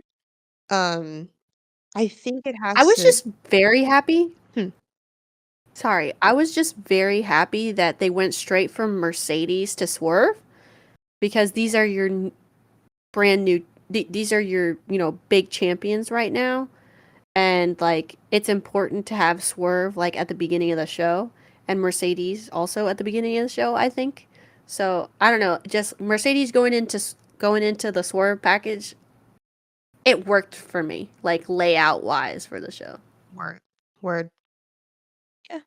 And then we Mhm. got Swerve versus Luchasaurus after the promo package, which was a cool match. Um Swerve got in a lot of cool shit. Swerve is just a cool He wrestler. did. He's very good at wrestling. Um Mhm. and then at the end of the match when he beats Luchasaurus, he unfortunately, this didn't hit like it should have because of, a weird production thing, but he takes one of, like, the dreads of, like, hair that Luchasaurus has, and he cuts it off, and he just walks off with it. Like, he just adds it to his collection or something. You can tell that the Mhm. piece of hair is connected to the mask and not Luchasaurus's head, so that kinda takes off a little bit of, like, weight to it. It's like, "Oh, that was clearly fake." I'm like, Yeah.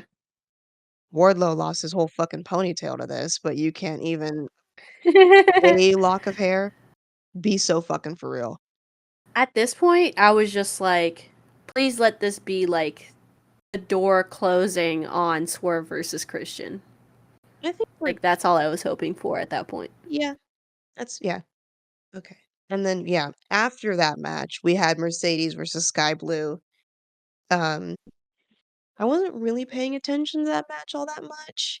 It wasn't bad though.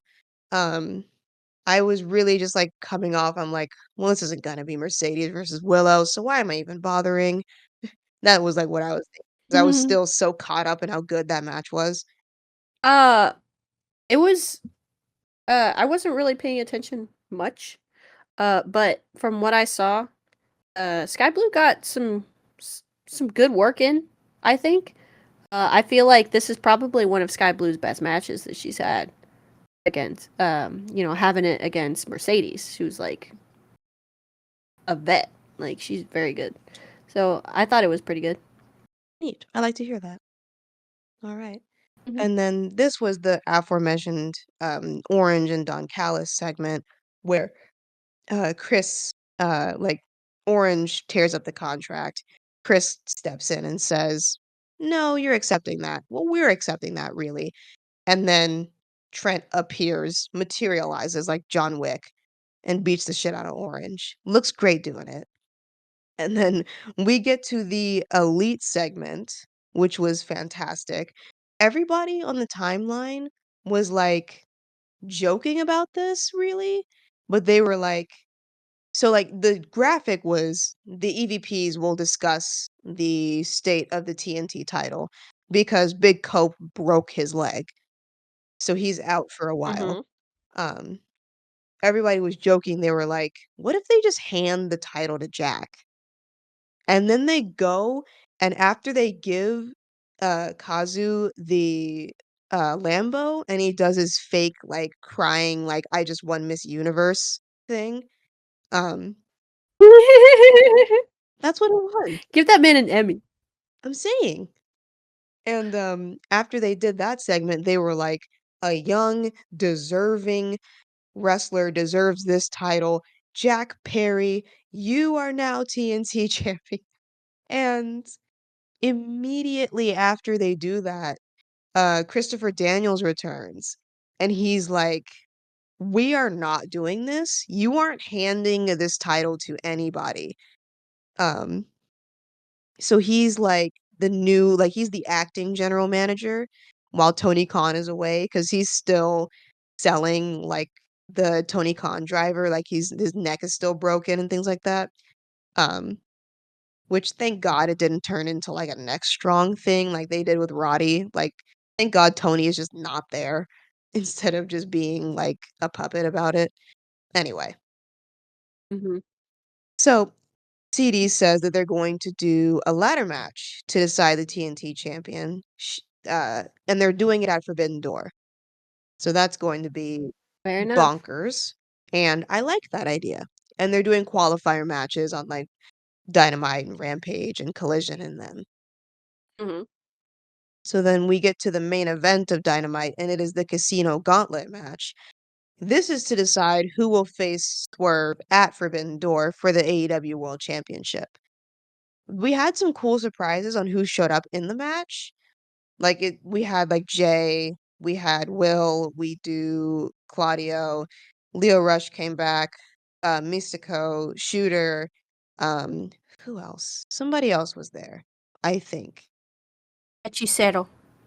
Yes, yes, yes, yes. I'm like, I'm missing a mask. I'm missing a mask. Who was it? Mhm. Yeah, I didn't write him down in the notes because I didn't think he was as important as the other ones, but I do remember Hechicero, yes. Yeah. So it was a like they had some really good spots to it. I just think the ending was lackluster because Will Ospreay won, and I'm like, putting being a hater aside, he's an AEW guy at the AEW New Japan show. What are we doing? That's boring, Going up against the AEW title. brother. Like Also he just won a title. Like, what are we doing? he did. Oh my, he did. I forgot about that. I'm like, Yes. why? Like I understand it's going to be a cool match, but I'm like, do something different. Yeah,